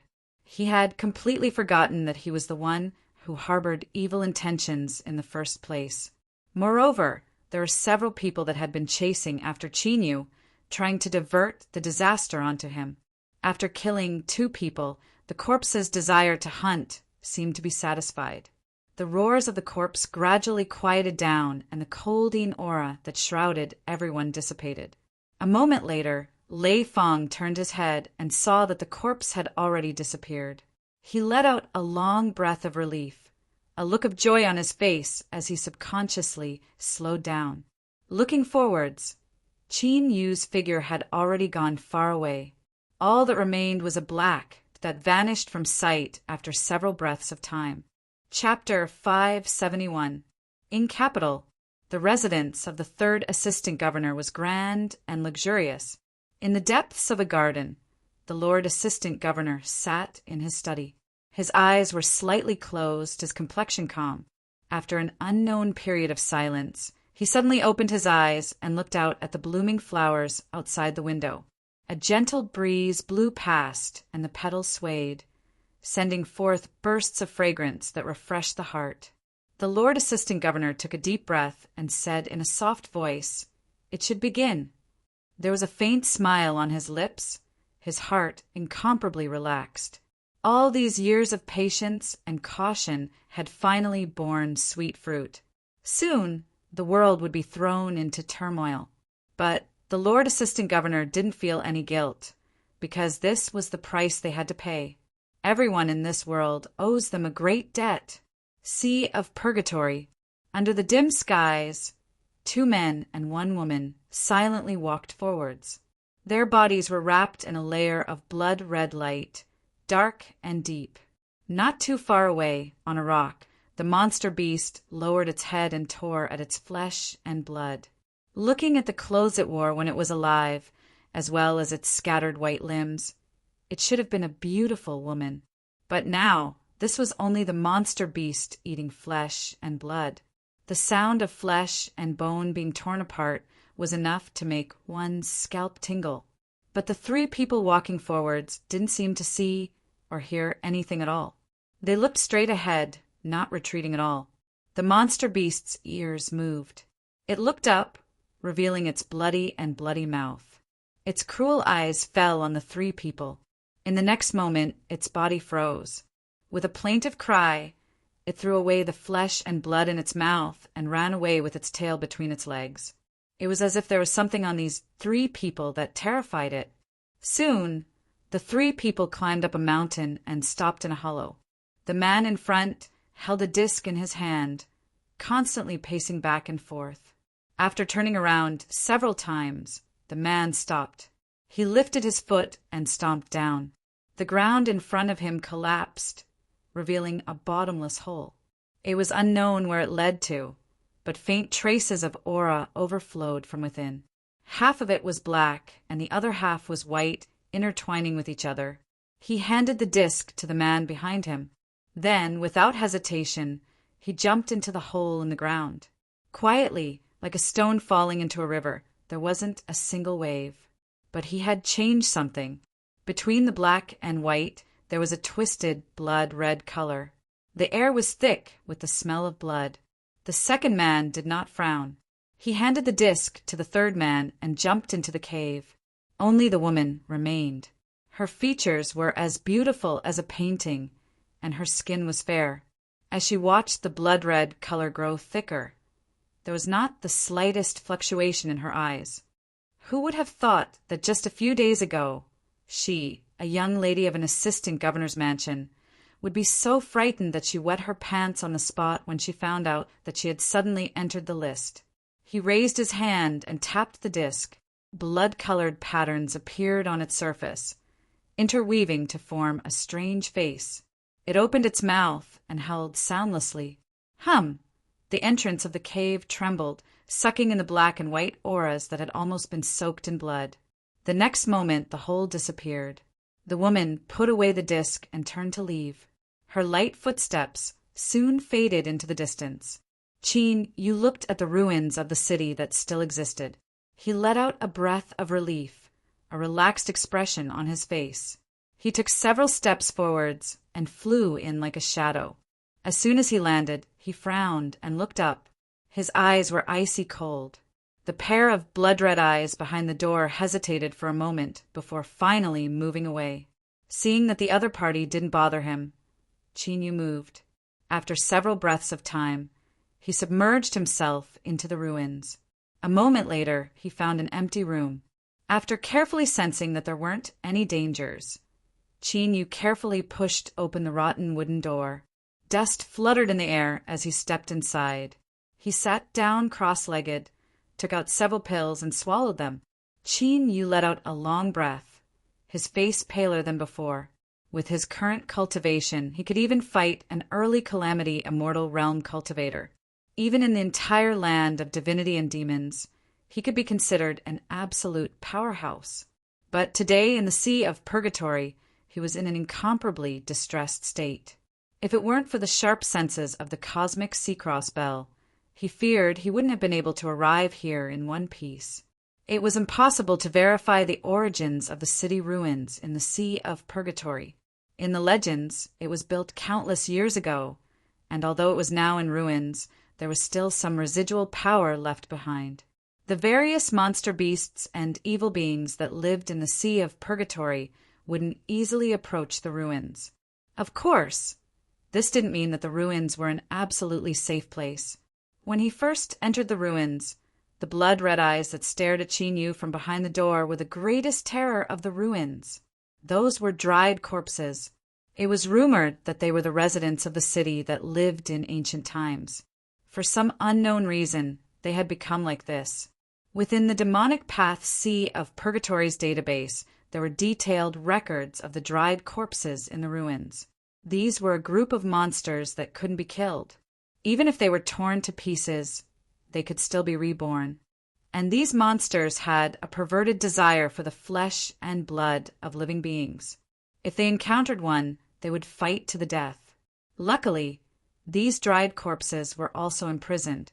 Most of them could only stay in their own houses or move around in a fixed and narrow range. As long as one was careful and didn't intrude into their range of activity, there wouldn't be too much danger. But the originally dangerous Sea of Purgatory had now become a land of death.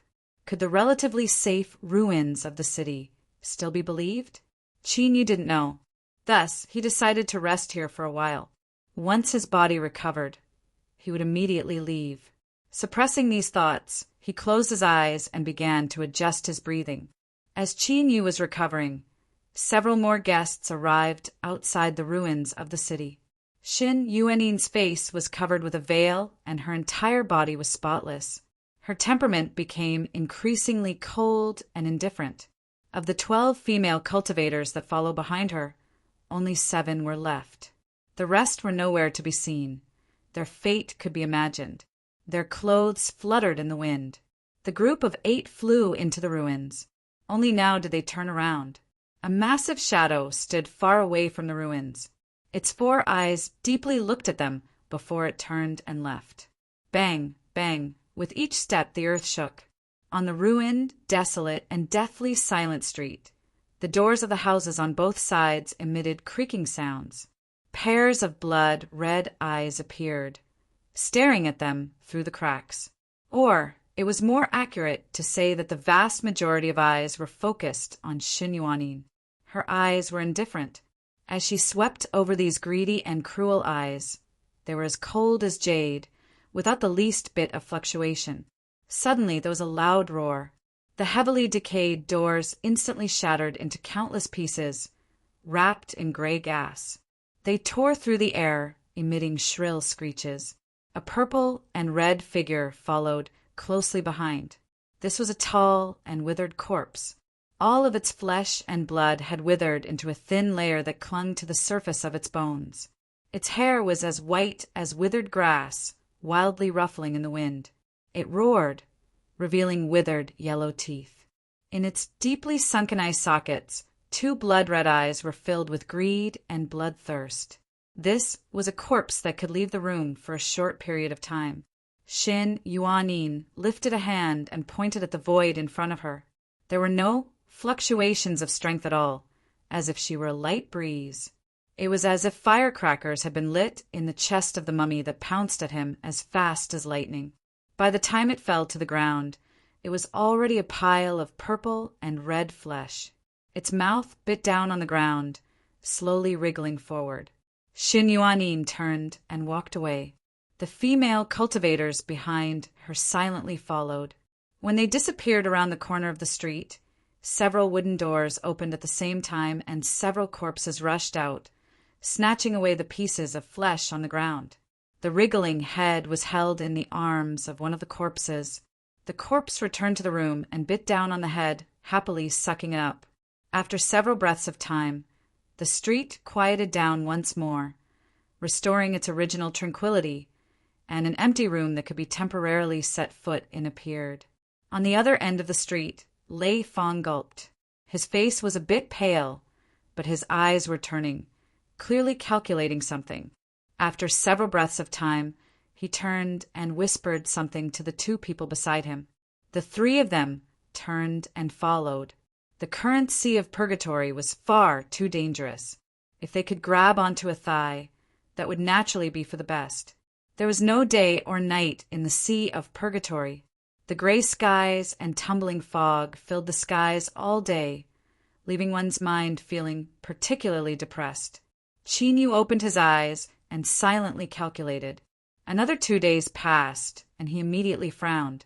In the blink of an eye, 6 days had passed, but he still hadn't been able to enter the depths of the Sea of Purgatory. If things continued like this, he feared he wouldn't be able to find Shuoba before the time limit was up. As for whether or not he could miss the deadline, that was impossible.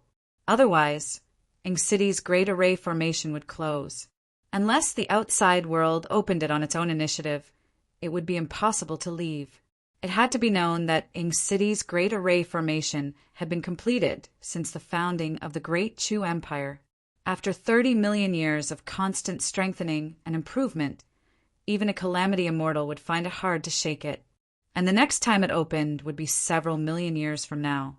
No matter who it was, if they stayed here, then they would turn into dirt. He couldn't delay any longer. Qin Yu stood up. After sensing that there was nothing wrong with the outside world, he flicked his sleeves and opened the door.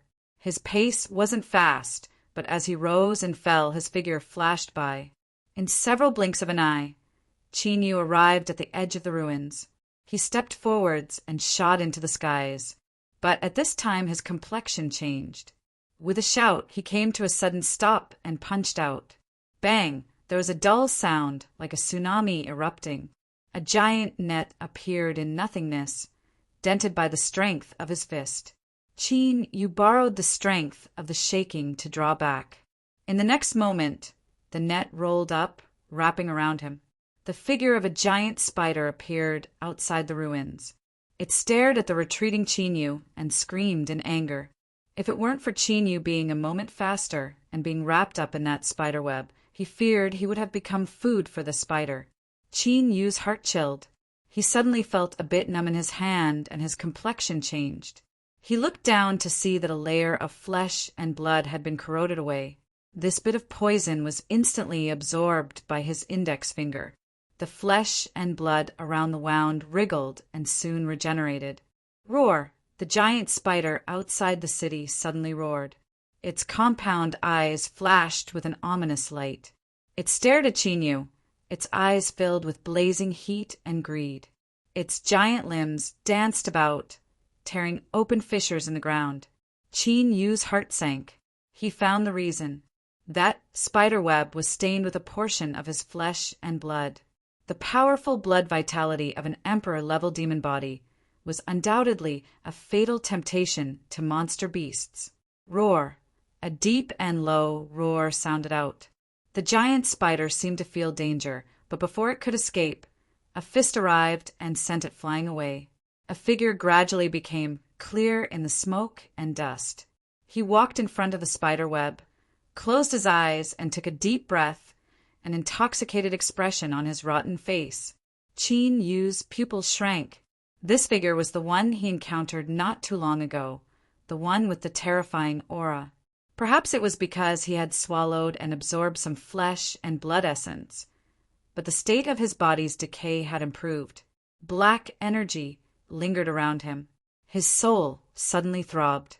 A terrifying feeling surged out from the depths of his heart, causing Qin Yu to stiffen. He fiercely looked up, his eyes colliding with the corpse's.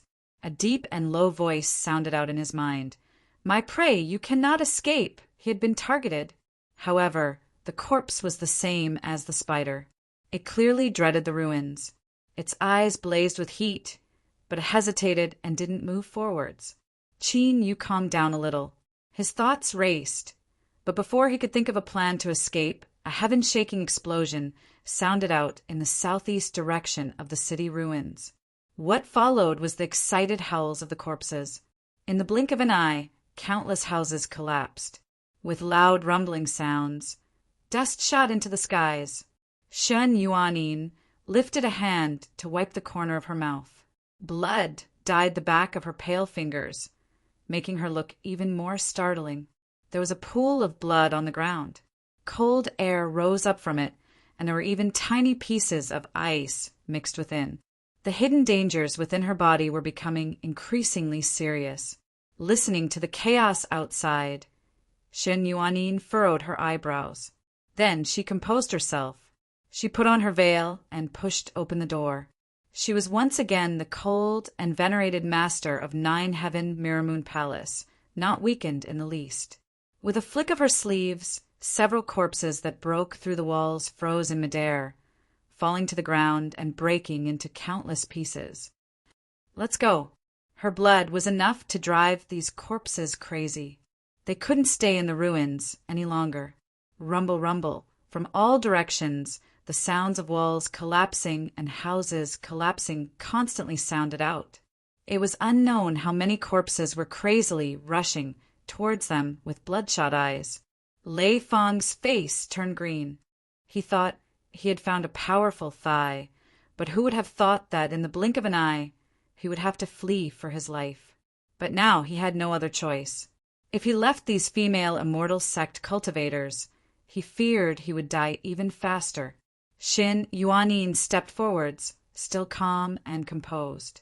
Her attacks were light and gentle, but wherever she went, there was no longer any life left behind. The sublime emotion forgetting code, forgetting one's 7 emotions and 6 desires, as well as compassion for all living beings in the world. When she attacked, there was no room for mercy. The roars of the corpses rapidly approached. The loud rumbling was enough to prove their astonishing numbers. Qin Yu's complexion immediately paled. A leaky house met a rainy night. The rotten corpses waited outside, and the corpses went berserk within. For a time, there was nowhere to go. Bang! At the end of his line of sight, several houses were smashed to pieces by the corpses. They howled in excitement as they crazily rushed inside. Qin Yu looked up. What he saw was the figure of a group of women. Unlike their delicate appearance, each one of them was swift and fierce. In particular, the veiled female cultivator seemed to have cultivated some great ice-attribute supernatural power. As soon as they approached the corpses, they were instantly turned into ice sculptures. Behind them were 3 men. They were bitterly resisting the attacks of the corpses. It's them. Qin Yu's eyes darkened. Lei Feng seemed to sense something. He turned to meet Qin Yu's eyes. After a moment of surprise, he clenched his teeth. The demonic path had always been protective of their own. Although he had a high status, he didn't want to be targeted by the demonic path. Since he had attacked that day, Lei Feng didn't plan on letting Qin Yu live any longer. It was just that the corpses had suddenly retreated and he had let Qin Yu escape in a moment of carelessness. Originally, he had felt a bit restless about this, but since he had encountered them today, it was naturally for the best. Lei Feng's eyes brightened. He lifted his hand, took out a purple jade pendant and crushed it to pieces. Bang! A halo of purple light erupted, wrapping around the surrounding corpses. But it didn't shrink and crush the corpses. Rather, it suppressed as many corpses as possible and moved them away. Looking at the purple halo of light howling towards him, killing intent rose in Qin Yu's eyes. He instantly understood Lei Feng's sinister intentions. To divert disaster to someone else. To kill with a borrowed knife. Was this a move he had already used? Pa! The purple halo of light shattered and a rain of corpses rained down from the skies. Although they were more fascinated by Shen Yuanin's aura, the smell of the flesh and blood in front of them wasn't bad either. Seeing that they couldn't break through the layers of encirclement, after a brief moment of hesitation, the corpses roared out loud. They adjusted their positions and hurtled towards Qin Yu. Humph! With a cold snort, Qin Yu stomped his feet. The floor tiles instantly shattered into countless pieces that floated in the air. With a flick of his sleeves, each piece was endowed with a terrifying strength. They tore through the air and shot out in all directions. Bang! Bang! The corpses were pierced through one after another. A formidable strength continued to act upon them, sending them flying away. In the blink of an eye, the area around Qin Yu had been cleared. Lei Feng's heart shook. On that day, Qin Yu had directly fled and hadn't revealed his true cultivation. This strike was already astonishing enough. With such a cultivation, how could he be easy to deal with in the demonic path? Now that both sides had formed a death grudge, it was impossible to resolve it. If he didn't die in the sea of purgatory, he feared there would be trouble in the future. Lei Feng's eyes turned. He loudly said, "Fellow fairies, that person is extremely strong. He might be able to share the pressure for us." Xin Yuanin's eyes were faint as she looked at Qin Yu. although he wore black armor and she couldn't see his appearance. She didn't know why her heart trembled. But this trembling of his mind only lasted for a moment before it was suppressed by a powerful will. His indifferent eyes turned even colder. At this time, Shen Yuanyin suddenly felt that she loathed him. The 7 female cultivators at her side saw the palace master remain silent. They turned around and flew straight towards Qinyu. Although they seemed to be smoothly slaughtering the corpses, their losses were extremely terrifying and they couldn't maintain this state for too long. Sharing the pressure was undoubtedly the best choice. As for whether or not doing this would place Qinyu in danger, they didn't care at all. As long as the palace master was safe and sound, let alone one person dying, even if 100 million lives were lost. So what? Qinyu's eyes were ice cold. He swept his eyes over these people. In his eyes, these female cultivators were the same as Lei Fong. Although he feared the corpses, Qinyu didn't want to fall into a tide of corpses. Moreover, these people had ill intentions. Qinyu's eyes became even colder. He took a step forwards and rushed out of the ruins of the city, speeding away in another direction. Roar! The corpses roared. The ground trembled with every step he took. Lei Fong, who was filled with excitement as he rushed towards Qinyu, suddenly shivered. His face paled and he screamed, "Don't go over there! That corpses are too terrifying." Shen Yuanyin stopped. It wasn't because of Lei Fong's warning, but because she felt a tyrannical aura from that corpses that left her feeling dread. How terrifying! The corpses looked over and their eyes brightened. But after a moment of hesitation, they didn't stop. They continued running in the direction that Qinyu had fled. This little girl's blood vitality was excellent, but comparatively speaking, he preferred the little fellow in front of him. That aura was really familiar, as if he had eaten it a long, long time ago. Chapter 572/P Hum. Its body trembled, and the corpse instantly turned into black fog, vanishing where it stood. As Qinyu ran away, his heart fiercely shrank. He stepped into the ground and forcefully came to a stop. Looking up, he could see black fog gushing out from thin air. It tumbled and collapsed inward, condensing into a figure. "Little thing, where do you think you're running to?" A deep voice sounded out in his mind. Qinyu took a deep breath and continued to run away. When he first saw this corpse, he had sensed how strong it was. Today it was even stronger. He couldn't fight it head-on. But before he ran too far, the black fog appeared once more. The corpse laughed. "Don't struggle anymore. Let me eat you up." Freak! Only an idiot wouldn't run. Qinyu turned and ran without any hesitation. "Humph!" The corpse sneered. In the next moment, a terrifying aura arrived. It was like a towering divine mountain that suppressed the world. Qinyu roared out loud. He stepped forwards, and his speed rose. In the next moment, the ground around him caved in, revealing a giant palm print. "Your reactions are quite fast, but how many times can you dodge?" A terrifying feeling appeared once more. Qinyu dodged to the side. He could hear the creaking of his leg bones in his ears. The Emperor-level demon body was indeed formidable, but it still couldn't withstand the eruption of strength that surpassed its limits. "Undying, can you escape?"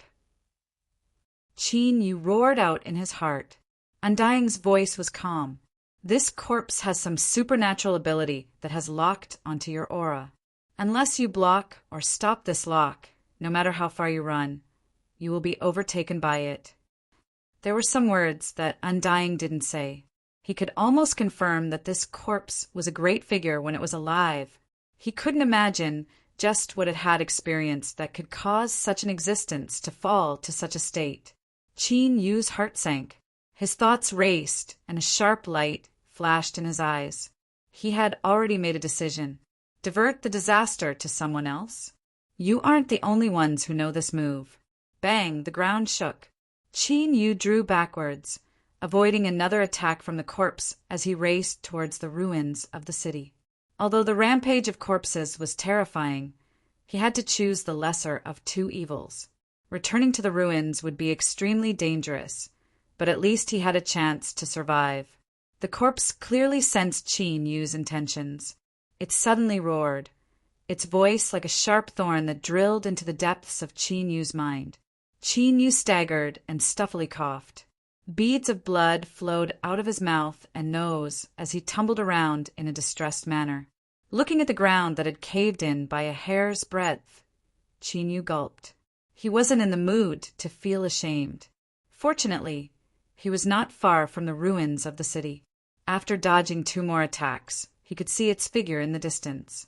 But now, at the edge of the city ruins, there were countless dried corpses. They howled like purplish-red waves, constantly crashing against the city ruins. Even though the corpses were slaughtered in the blink of an eye, they were like moths flying into a flame, not knowing what fear was. Although he couldn't wait to see this group of people die without a grave, the current situation left him with no other choice. Bang! Exerting strength in his legs, he leaped up and landed heavily on the ground like a falling boulder. Countless pieces of mud and stone splattered everywhere, sending the surrounding dried corpses flying. He didn't care about his surroundings. He turned and looked outside the city. The giant corpse had already come to a stop and was staring right at him. It did not come over. Qin Yu's heart relaxed. He let out a long breath of relief. It was only then that he felt his legs ache and he was exhausted. Although it had only been a short moment, every breath of time just now had been spent on the edge of a blade. He had been on the edge of life and death. If he had made the slightest mistake, he would have become a piece of flesh and blood chewed up in the mouth of the corpse. The dried corpses would not give Qin Yu any time to rest. They howled and rushed up, taking the initiative to deliver the flesh and blood to their mouths. Moreover, the taste was quite good, so there was no reason for them to miss it. Qin Yu took a deep breath. With a thought, he vanished from sight. In the next moment, his figure appeared in the 9-realm Holy Land's Saint Sun token space. Looking up, he could clearly see what was happening outside. Although the dried corpses had retained a portion of their consciousness, they clearly didn't have the ability to sense the Saint Sun token. In addition, Xin Yuanin's aura was constantly releasing temptation. After losing their target, they only hesitated for a moment before turning and rushing back inside. Qin Yu sat down cross-legged. He took out a pill and swallowed it, revolving his cultivation to refine it. As Lei Feng saw Qin Yu return, he was stunned. Was this boy an idiot? He actually ran back to die? But in the blink of an eye, he saw the corpses guarding outside the city. His entire body froze. Bastard! These dried corpses were already terrifying enough, but they had actually brought back an even more terrifying fellow. The city ruins had a powerful imprisoning ability towards the dried corpses. They couldn't leave as they pleased, so as long as they could rush out of the ruins, they could escape. It was because of this that when the group reached the edge of the ruins, they were greeted by the dried corpses, all of them desperately trying to stop them. Just as they were about to kill their way out of the encirclement, Qin Yu actually came up with such a trick. Once they left the ruins, they feared they would be greeted by the terrifying attacks of the corpses. Looking over, because Qin Yu had suddenly disappeared, the corpse was clearly enraged. It roared and black energy tumbled around its body. Seeing this, Lei Feng nearly fainted. He couldn't resign himself to death. He absolutely couldn't. These women from the immortal sect might still have a chance to live, but his hands and feet were weak. Where would he find a chance to escape? That corpse had chased Qin Yu away, and now it was chasing him back. It was clear that its true target was him. As long as he could force Qin Yu out, the crisis of the corpse could be resolved. Yes, that was it. Lei Feng screamed, "Senior apprentice sisters, that person has wild ambitions. He wants to kill us all. We cannot let him go." Qin Yu brought the corpse back and concealed his tracks. Hearing Lei Feng's words, the eyes of the 7 female cultivators turned icy cold. Xin Yuanin frowned. She lifted a hand and pointed at the void. Her finger seemed light, but it was like a falling mountain falling into a great lake. In that instant, great waves surged out, sweeping out in all directions. Within the Saint Sun token, Qin Yu's complexion changed. He looked at the veiled female cultivator, his eyes cold. In the next moment, the space he was in seemed to synchronize with the outside world. Ripples spread out. Although they were weak and didn't have much killing power, they were enough to force him away. Shua! Qin Yu's figure appeared where he was. Before he could do anything, a pleasant but icy voice sounded out in his ears. The target of the dried corpses is me, and the target of the corpse is you. If we join forces, we might have a chance to survive. Otherwise, we will all die here. Qin Yu had no expression. How can I believe you? If you believe me, then you will live. If you don't believe me, then you will die. Direct enough. He punched out at the dried corpses. As he looked at the corpses waiting outside the ruins, Qin Yu's eyes darkened. All right, I agree. Both of them were smart people. There was no need to speak too much. After exchanging a few words, they understood what the other needed to do. Xin Yuanin lifted a hand and pointed. Wherever her fingertip went, space came to a standstill. The dried corpses wrapped within were directly sealed in ice. Bang! Qin Yu's feet fell. His figure was as fast as lightning as he moved through the stopped space. The frozen corpses shattered one after another. Lei Feng's eyes widened, his mind still in a daze. Wasn't she supposed to kill him? What was she doing? Roar! Several dried corpses roared as they rushed forwards. Xin Yuanin didn't even turn around. She only lightly looked at him. Qin Yu sighed inwardly. He lifted a hand and pressed it down. Space violently shook. The tumbling strength forced the several dried corpses back. But it didn't cause any powerful damage to them. The cycle repeated itself. More and more dried corpses surrounded Qin Yu, nearly submerging him. Dealing with them became increasingly difficult. Beads of sweat dripped down his forehead. This wasn't a disguise. Controlling his strength, while also avoiding an astonishing number of dried corpses, was a great challenge for Qin Yu. Outside the ruins, the eyes of the rotten corpse turned cold. It roared out loud. Although it had retained some of its consciousness, it couldn't be compared to when it was alive. This boy was its prey, but this pitiful group of lowly people actually dared to steal him. They were seeking death. With the level of a rotten corpse, although it feared the ruins of the city, it didn't affect it too much. With a loud bang, a giant pit formed in ground. The edges melted away, turning into some sort of crystal. Black energy tumbled within, constantly condensing into ghost faces. Qin Yu kept an eye on the movements of the rotten corpses. He was overjoyed. He had fallen into their trap, like a giant boulder falling from the heavens. Dozens of dried corpses were instantly crushed into meat patties. As the black fog touched their flesh and blood, black flames ignited. After several breaths of time, the black flames were extinguished, leaving behind nothing but ashes. The nearly undying and indestructible dried corpses were actually as fragile as ants in front of the rotten corpses. They were easily erased. Roar! The rotten corpse reared its head back and roared. A cruel and vicious aura shot into the skies. Even the bloodshot corpses couldn't help but feel fear. They roared and drew back. Without needing a reminder, Xin Yuanin stepped forwards. She lifted her hand and spread her fingers. Beneath the dim light, she looked like a pure white snow lotus blooming. Kacha! Kacha! On the ground, ice lotuses appeared. They were layered upon each other, their branches and leaves distinct. It seemed as if a gust of wind would cause the flowers to sway. In the next moment, all of the ice lotuses bloomed together. The fragrance of flowers filled the air. The rotten corpse's angry and cruel eyes revealed a trace of confusion. The scene in front of him caused fragmented memories to appear in his mind. All of them were fragmented images that he couldn't clearly see. He tried to grasp them, but all he did was make the fragments dissipate even faster. Anger surged from the bottom of his heart. He glared at Shen Yuanin and lifted his hand, ready to strike out. But just as he lifted his arm, the rotten corpse froze. Frost appeared on his fingertips and rapidly spread upwards.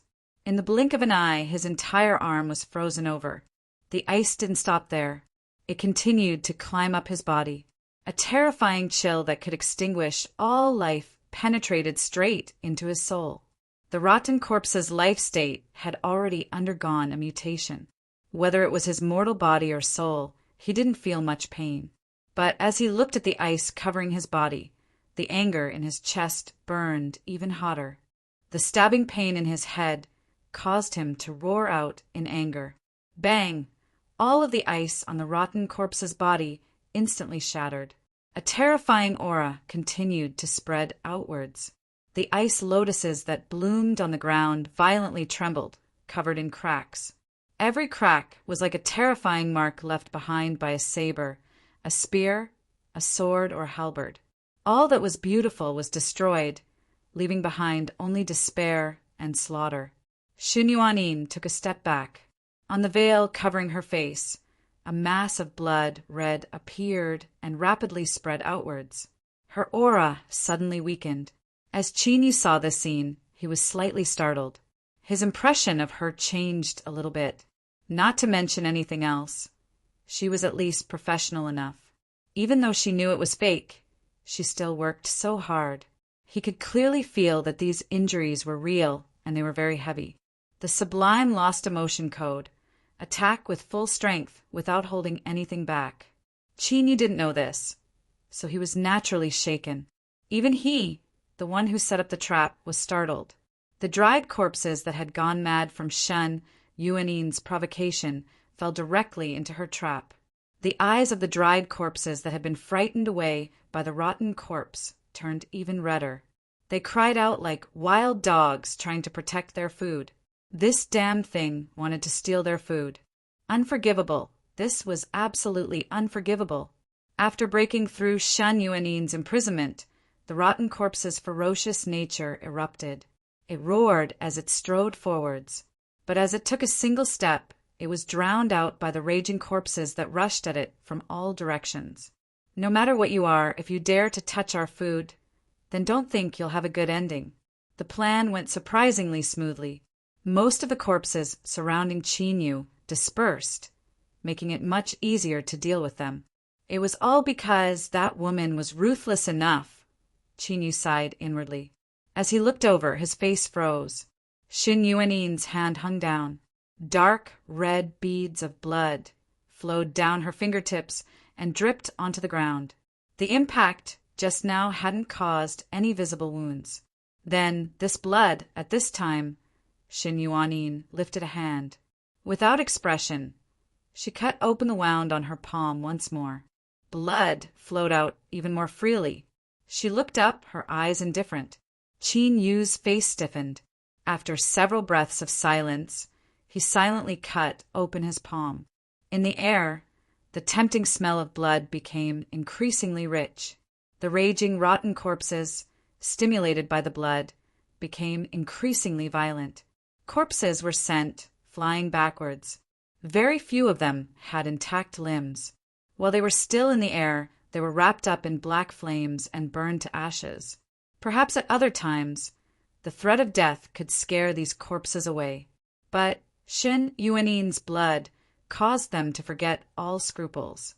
The hope of survival was right in front of them. For this, they could disregard everything. Quietly, Shen Yuanin, Qin Yu, and the others escaped from the vortex of slaughter. He confirmed with undying that his aura was still locked onto looking at the rotten corpses that were slaughtering to their heart's content. Qin Yu gnashed his teeth in hatred. This bastard, just how much did he want to eat him? Even at this time, he still hadn't let go. As he was thinking of how to escape, Shen Yuanin's cold voice sounded out, "All of you leave first." The 7 female cultivators shook their heads without hesitation. Lei Fong and the other two's happy expressions froze, their mouths filled with bitterness. Shen Yuanin frowned. This is an order. There was no need to explain at all. It was simple and crude. The 7 female cultivators didn't dare to speak again. They bowed and carefully moved away, because their 2 main targets hadn't moved. Even if the corpses discovered this, they still didn't stop them. As Lei Fong and the other 2 were about to leave, Qin Yu's eyes flashed. The 3 of them cannot leave. If it weren't for Shen Yuanin waiting for an explanation, Lei Fong would have cursed out loud. "Brat, do you want to blow me up?" Qin Yu lightly said, "Whether they are rotten corpses or dried corpses, they aren't without intelligence. If too many people leave, it will arouse suspicion and our plan won't work. So, just in case, these 3 must follow us." Although these words seemed forced, Shen Yuanin didn't argue. She lightly said, "All right." Although these 3 people had some relationship with the immortal sect, they didn't enter her eyes at all. Shen Yuanin didn't care whether they lived or died. Or, it was more accurate to say that she didn't even care about the 7 female cultivators from the immortal sect. This was because she would have a use for them in the future, so she would protect them. Qin Yu glanced at Lei Fong and the other 2. As he saw their hateful gazes, he sneered inwardly. Holding grudges didn't need to be taught. He no longer cared about his surroundings. Qin Yu's eyes drooped as he waited for news from Undying. As long as the lock disappeared, he could immediately leave. Suddenly, the earth beneath their feet trembled. Qin Yu and Shen Yuanin reacted at nearly the same time. They shot into the skies. Lei Fong and the other 2 were a moment too slow. By the time they reacted, the ground had already shattered and a terrifying maw was sweeping towards them. Within this circular maw were circles of fine fangs. They crisscrossed with each other as if it were a meat grinder. A powerful swallowing strength spread out, sucking in all the dirt and stone. Lei Fong felt a chill run down his spine. He suddenly kicked out. The cultivator behind him miserably cried out and tumbled to the ground, falling into the giant maw. Borrowing the strength of this kick, Lei Fong was able to temporarily escape the swallowing strength. His cultivation wildly erupted as he dragged himself away. After surviving a calamity, before he could even relax, a great strength struck his chest. "No!" Lei Fong screamed out in despair. He looked up and saw Qin Yu take back his foot. Was this retribution? Before he could finish his thoughts, Lei Fong fell into the giant maw and instantly vanished. Qin Yu met Shen Yuanin's eyes and shrugged. "I didn't do it on purpose." This explanation wasn't sincere at all. Shen Yuanin didn't say anything. Her eyes turned even colder, and a cold chill rose up from her body. Of course, Qin Yu didn't care, but deep in his eyes there was still a bit of worry. As he thought, the sudden appearance of a third party broke the battle between the corpses and corpses. Both sides turned their attention back to the 2 portions of blood food. In that instant, space froze. Chapter 573. Anyone that dared to snatch food from the jaws of a tiger in front of a group of rotten corpses naturally wasn't an ordinary character. The earth cracked apart and an earthworm creature that was thousands of times larger drilled out. It didn't have a mouth, nose, ears, or eyes. Its mouth was at the end of one end, and its smooth and flexible body was actually covered in a thick layer of armor. The rotten corpse roared, and the earth beneath it turned to powder. Its figure instantly vanished, and in the next moment appeared in front of the creature, its fist smashing down. There was a deep sound like a mountain shaking, and also like the beating of a boundless drum. Where the fist landed, the flesh and blood violently shook, forming ripples that spread outwards. But at this time, the rotten corpse's complexion changed. It tried to pull back its fist, but the armor on the creature's surface suddenly softened like rubber, wrapping around its fist and making it impossible for it to break free.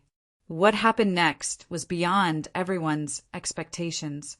The part of the creature's body that was hit suddenly opened up, forming a slightly smaller round mouth, and swallowed the rotten corpse into its stomach in one gulp.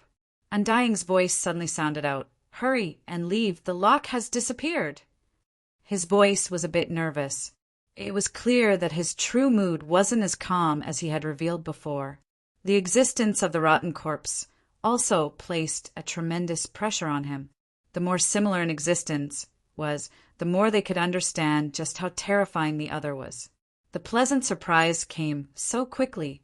Qin Yu maintained his composure. He looked at the woman across from him, and for some strange reason he felt a bit restless. However, this subtle feeling was extinguished in the blink of an eye. Qin Yu cursed himself for being blinded by lust, but he couldn't help but sigh. This really was a world that looked at appearances. At this time, Shen Yuanin suddenly turned around. Their gazes collided, and Qin Yu's face stiffened. Could she have sensed him? There was a slight tremor. Shen Yuanin was still standing in front of him, but her true body had already left. Outside the ruins, in front of the 7 female cultivators, cold energy rose up and reformed. Without looking back, Shen Yuanin indifferently said, "Let's go." Whoosh! They rapidly flew far away. After losing their prey, the dried corpses were stunned for a moment before falling into a frenzy. They howled and howled, their blood-red eyes stubbornly staring at Qin Yu. Even though Qin Yu's heart was strong enough, he still felt a chill run down his spine as these blood-red eyes locked onto him. Indeed, a woman's heart was the most poisonous. Just a moment ago, he was still instinctively feeling guilty and uneasy towards her. Who would have thought that in the blink of an eye, he would be completely betrayed? If he didn't have a way to escape, wouldn't he have to stay here and watch helplessly as he was torn to pieces? Looking at Shen Yuanin's fading figure, Qin Yu clenched his teeth. "We're leaving too. You want me to die? It's not that easy." Space shattered, forming a black hole. It was like a great maw that swallowed Qin Yu. Shwa! His aura completely dissipated. The berserk corpses stopped their advance and stared at each other in shock. What was going on? In the blink of an eye, the 2 portions of food ran clean. If you have this ability, why didn't you use it earlier? Are you kidding us? Thus, he became even more furious. The creature that had swallowed the rotting corpse suddenly howled in pain. Its enormous body thrashed wildly on the ground, causing the heavens to collapse and the earth to crack. Flesh and blood disintegrated. A giant hole was torn open in its body, and the rotting corpse leapt down. The creature behind it froze and fell backwards. Then, all of its flesh and blood rapidly withered away. In a breath of time, only a thin layer of skin was left over as it was swept away by the wind. The rotting corpse's withered hair fluttered in the wind. It stared at the place where Qin Yu disappeared and punched out its fist. Space shattered, forming a black hole.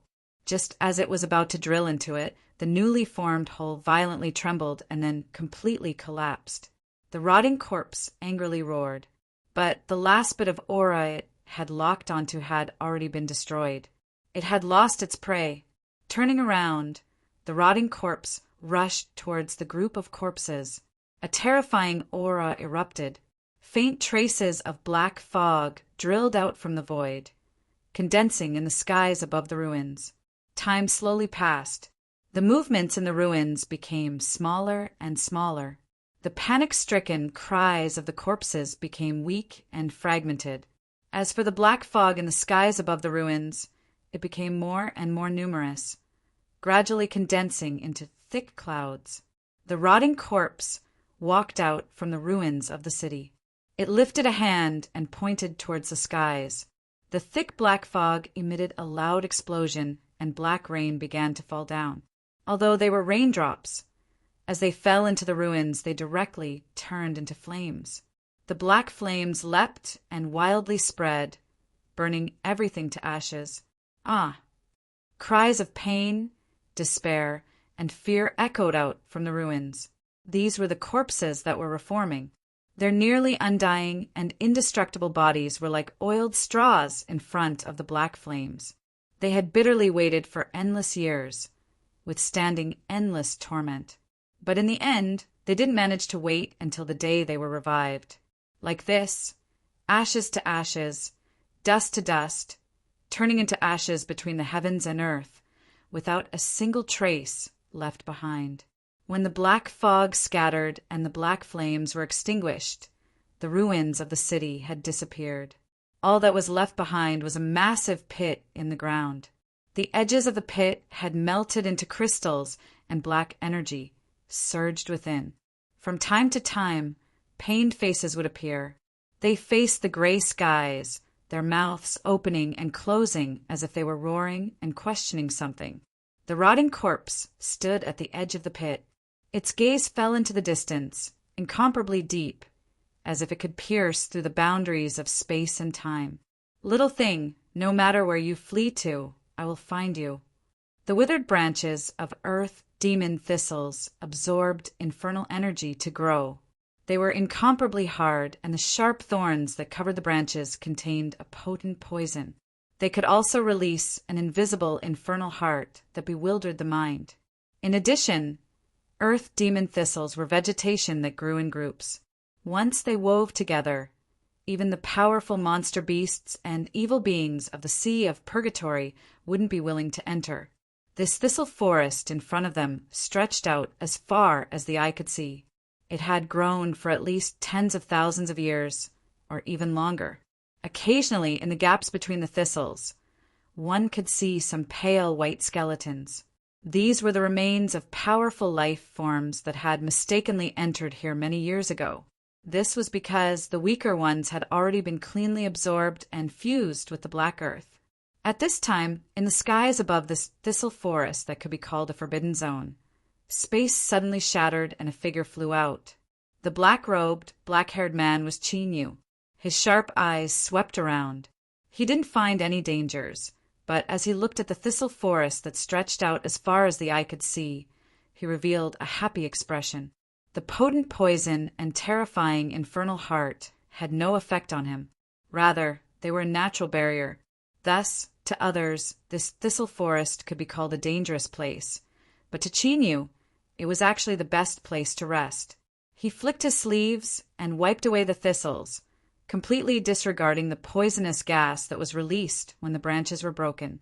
Then he sat down and took out some pills. When that little girl attacked him just now, she had broken his recovery. Even now, his leg bones were aching and the damage to his body was still ongoing. He swallowed the pills into his stomach. As he felt a warm feeling rapidly spreading through his chest, Chinyu smiled. With his status as the demonic Path Saint son, he naturally obtained the best supply of pills. After these demonic path pills were purified by the little blue lamp, their efficacy had become even more amazing. And at most a day, he would be able to restore himself to his peak condition. Without warning, Chinyu's eyes shot open. His heart raced, and beads of sweat dripped down his forehead. In that moment, he felt as if he had been locked onto by a vicious beast in the darkness. He could even smell the stench of its sharp teeth. When he sensed again, everything had calmed down. But Chinyu knew that he wouldn't have such a feeling for no reason. It seemed to represent some sort of omen, rotten corpse. A thought jumped out in Chinyu's mind. Perhaps in the future, he would meet this person again. His face was cloudy and uncertain. After a long time, he took a deep breath and suppressed his tumbling thoughts. Chinyu was expressionless. His eyes were like a calm lake, icy cold. So what if they met again? Today, he wasn't a match for this person and could only flee in distress. But who knew what would happen in the future? Perhaps on the day they met again, their identities as the hunter and the hunted might have swapped places. Thinking of this, Chinyu no longer felt any fear. He closed his eyes and calmed his mind. He began to catalyze and absorb the medicinal efficacy with all his might. Time quietly passed. In the blink of an eye, a day passed. Shwa! Chinyu's eyes flashed open, a sharp light flashing within them. He stood up and his bones began to crackle. A powerful strength surged through his flesh and blood. Adversity could truly stimulate one's potential. Although Chinyu hadn't cultivated yet, whether it was his cultivation or mortal body, both had risen to a certain degree. Although the Earth Slaughter Thistles forest was safe, it wasn't a place to stay for long. After being chased by the rotten corpse, Qin Yu's desire to become stronger had risen. As for the Sea of Purgatory's water demon, he had to obtain it. However, without the help of Wei Jia and the others, the difficulty of this matter had greatly increased. He needed to carefully plan and look for other opportunities. He looked down at the black armor he wore. Thinking for a moment, Qin Yu's thoughts stirred and the armor vanished from sight. It was originally formed from the little saint robe, but now it had turned into simple black clothes. Of course, Qin Yu didn't forget to change his appearance. The new demonic path Saint Sun, without accident, any influence within the land of divinity and demons with some foundation would have already obtained information on his identity. His identity as a true demon guard was a good concealment when he was with Wei Jia and the others, but if he moved alone, it would be a bit more conspicuous. After finishing this, Qin Yu stepped forwards and shot into the skies. After determining the direction, he soared deep into the Sea of Purgatory. After being chased by the rotten corpse, perhaps Qin Yu's bad luck had been temporarily exhausted. For the next 2 days, it was a rare tranquility. It was like all of the terrifying life forms of the Sea of Purgatory had vanished without a trace. Although he didn't know the reason, Qin Yu didn't waste this chance. He didn't rest at all. For 2 days, he rushed forwards at full speed, passing through a vast region. During this time, he encountered several waves of cultivators. Luckily, because of the cosmic Seacross bell, Qin Yu discovered them early on and avoided them without revealing his tracks. The so-called depths of the Sea of Purgatory didn't have a clear division. Because the life forms within were terrifyingly strong, it was called a forbidden land. Qin Yu carefully looked over the map and determined that he had arrived at the edge of the forbidden land.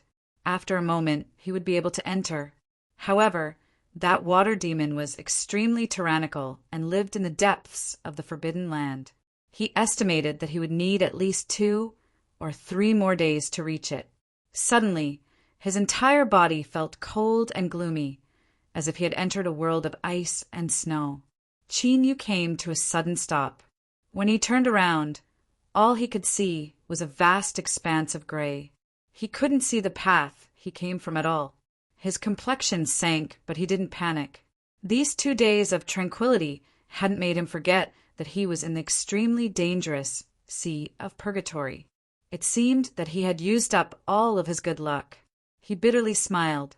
After a moment of hesitation, Qin Yu flicked his sleeves and a half-buried stone held out from the ground, crashing into the endless gray fog. In an instant, the stone submerged into the fog. Without any further movement, it vanished from sight. Qin Yu frowned. As he was thinking, he heard the sound of breaking air.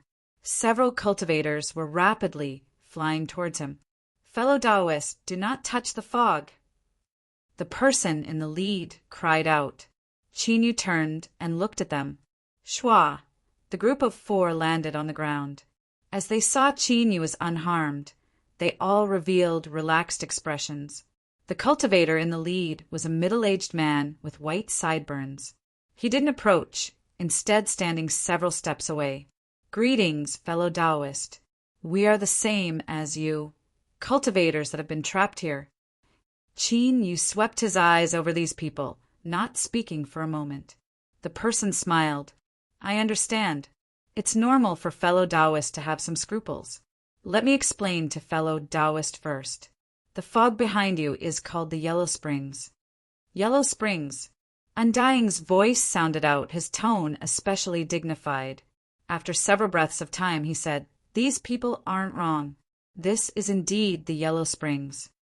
In the next moment, information about this fog appeared in Qin Yu's mind. The Yellow Springs fog was also known as the fog of disorientation. Any object that touched it, whether it was a living being or not, would be instantly sucked in. As for where these objects went, no one knew. This was because, up until now, no living being that was sucked into the fog had ever returned alive. It was because of this that this fog was named the Yellow Springs. Entering it was the same as stepping into the Yellow Springs. all life would be extinguished. Sensing Qin Yu's dignified expression, the middle-aged cultivator said, "It seems fellow Taoist is experienced and knowledgeable enough to know just how fierce the Yellow Springs fog is. Then, there is no need for me to explain any further." His expression was solemn. "We arrived here earlier than fellow Taoist and have already investigated how this place was formed. I wonder if fellow Taoist would be willing to return to the camp with us so that we can discuss how to escape." Qin, you couldn't refuse this proposal. He nodded. "If so, then I'll have to trouble you all." The several people revealed smiles. "Fellow Taoist will soon understand. Only by joining forces will we have a chance of survival. Helping you is the same as helping ourselves, so there is no need to have scruples." As they spoke, the several people led the way. Qin, you kept a distance behind them. The middle-aged cultivator and the others weren't dissatisfied with Qin Yu's cautiousness. If they were in his shoes, they would have done the same. The journey was silent. Luckily, the camp wasn't too far away, and they soon arrived. Although it was called a camp, it was actually just a series of simple stone houses. Seeing the several people return, everyone in the camp came out to welcome them. Sweeping his eyes over them, there were around a dozen people, none of them weak. Qin Yu wasn't surprised by this.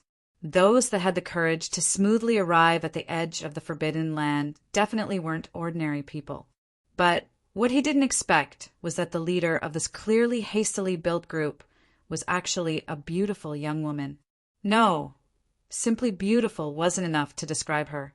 It would be more accurate to say that she was elegant and graceful. Every movement she made was clear. It was clear that her status wasn't ordinary. She was the last to come out. She seemed to be handling something. Her cheeks were pale, and her smile was sincere and kind. Everyone greeted her, their indifferent expressions fading a bit. It seemed that she was quite popular. "My name is Sang Zhu. I will temporarily lead everyone to break through our current predicament. I welcome you to join us." These words revealed her identity. Beneath everyone's eyes, Qin Yu's heart stirred. Sang Zhu's expression was friendly, and her voice was calm and natural. But he couldn't help but have some other thoughts. This woman seemed to place great importance on being the leader. Why was that? People were like this. Once they had a thought, they would carefully examine it. Looking at the warm smile on Sang Zhu's face, Qin Yu became a bit more cautious. "Fellow Taoist Sang Zhu, how do you do? My name is Xuanfeng." It was clearly a fake name. Sang Zhu was startled. Her eyes flashed and she smiled. "Fellow Taoist Xuanfeng, how do you do? Because there are constantly fellow Taoists that accidentally stumble into this place. I specially made a jade slip with detailed explanations. If you don't understand anything, just tell me." After carefully sensing the jade slip and determining that there was nothing wrong with it, Qin Yu thanked her and probed it with his divine sense. A moment later, he opened his eyes, his complexion dignified. His luck had really run out. After conversing with Undying for several moments and determining that there wasn't any lie in the jade slip, Qin Yu took a deep breath and said, "I'll leave everything to fellow Taoist Sang Zhu." Chapter 574. The simple and crude campsite and the dusky sky were filled with a sense of desolation. Qin Yu stood in front of the house, looking at the corpse covered in white cloth as well as Sang Zhu's sorrowful expression. He couldn't help but doubt his own judgment. Was he thinking too much? Secretly shaking his head, he suppressed his tumbling emotions. Regardless of whether this woman was as he thought, he shouldn't be careless. Sang Zhu looked up, revealing her slightly red eyes. "Everyone, fellow Taoist Zhangxian's wounds are too heavy to be treated. But he died to help everyone escape. I will bring his corpse out of the sea of purgatory and return it to his family. These are fellow Taoist Zhang's belongings. In accordance with his final wishes, I will hand them over to the person he designated. Now, please check the records. Sang Zhu swears that she will absolutely complete Zhang Xian's task." Everyone was instantly moved. After entering the sea of purgatory, no matter who it was, There was no guarantee they could escape unscathed. In other words, since everyone had come here, they were prepared to be buried here. He could not help but think, what if the person who died today was me? Will someone help me collect my corpse and return my belongings? Regardless of whether or not everyone thought that Sang Zhu's actions were to win over the hearts of the people, all of their faces were moved. All right, I'll be the witness. This is a dangerous place. Who knows what the road ahead will be like? If I am unlucky and meet with misfortune, I will leave it to you all. I hope that in the future, I will be able to personally witness Her Highness Sang Zhu delivering her belongings. He addressed Sang Zhu as Your Highness because Sang Zhu was a princess of the Qi kingdom. Because of this, when she spoke up in front of everyone, people would believe her. Although the princess of the Qi kingdom wasn't qualified to inherit the throne, her status was still incomparably noble. If he went back on his word, the entire Qi Empire's sovereign clan would be humiliated. Naturally, his credibility would be extremely high. Sang Zhu solemnly said, I will not disappoint you all. Her eyes swept around. I have already calculated that the strength of the array formation will weaken tomorrow. The key to life and death lies in this gamble. Everyone's eyes lit up. They were slightly uneasy, but more than that, they were yearning. No one is willing to welcome the arrival of death. But sometimes the dawn you see, can it really illuminate yourself? That might not be the case. At almost the same time, the rotten corpse that was following its instincts and walking through the sea of purgatory suddenly stopped, its eyes shining as it stared at the ground. He seemed to penetrate the barrier of the earth. His gaze fell into the depths of the earth. His breathing became rapid, and his body began to tremble. This aura, there was no mistaking it. It was it. The decayed corpse's thoughts were in chaos. He didn't know what he was thinking, but he knew that it was what he longed to obtain. In fact, the reason why he had fallen to such a state was because of it. The zombie let out a low roar, and black flames ignited around its body. It was so terrifying that it could even burn the ground. His figure sank into the ground bit by bit and disappeared in the blink of an eye. The next day in the camp, Sang Zhu explained everything in detail, including the key points of breaking the array. She asked carefully to make sure everyone understood, then said, "Let's go!" The Yellow Springs fog covered a large area. Perhaps it was the influence of the invisible, baleful aura that caused the life inside to be extinguished. Along the way, Qin Yu didn't see any vegetation or life.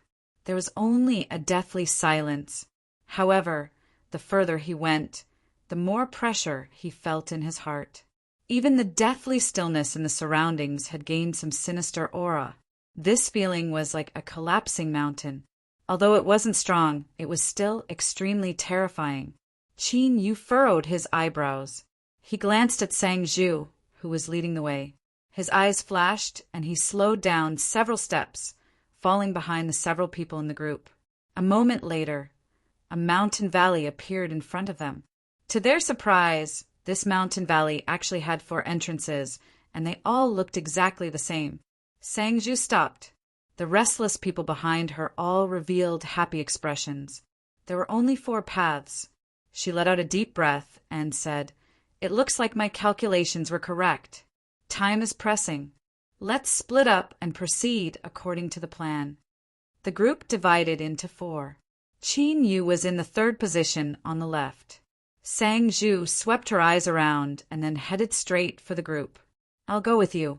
The several people beside her all revealed happy expressions.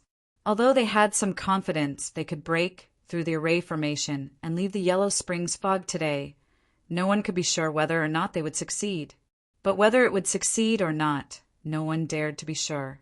Walking together with Sang Zhu, there was no doubt that it would be safer. And this point had already been confirmed during the last test. Qin Yu maintained his composure. A bit of caution rose in his heart. Even if Sang Zhu's performance was normal, he still chose to believe in his own intuition. Although the other cultivators were unwilling, they knew they couldn't force it. They all nodded and said goodbye to each other before quickly walking into the channel. Unexpectedly, this channel wasn't long. After a dozen or so steps, they arrived at the depths of the mountain valley. Unlike the deathly stillness outside, the mountain valley in front of them was actually filled with life. Green grass and flowers bloomed everywhere. Qin Yu was startled. At this time, Undying shouted out in his mind, "Wake up!" His eyes blurred. When they cleared up once more, there was no longer any life in front of him. All he could see was black gas. It tumbled about like a pure black fog without any aura leaking out. But as Qin Yu looked at it, his pupils instinctively shrank. This feeling was as if he had encountered a natural predator, or, to be more precise, it was something extremely terrifying. He didn't know what this black gas was, but he knew that if he fell into it without any precautions, his fate would be miserable. Besides him, Sang Zhu and the others all had dazed expressions. They looked ahead in a daze as they walked forward step by step. "Hide well. Don't worry about them." Undying's voice continued to ring out. Qin Yu wasn't a good person. Since Undying reminded him, there had to be a reason.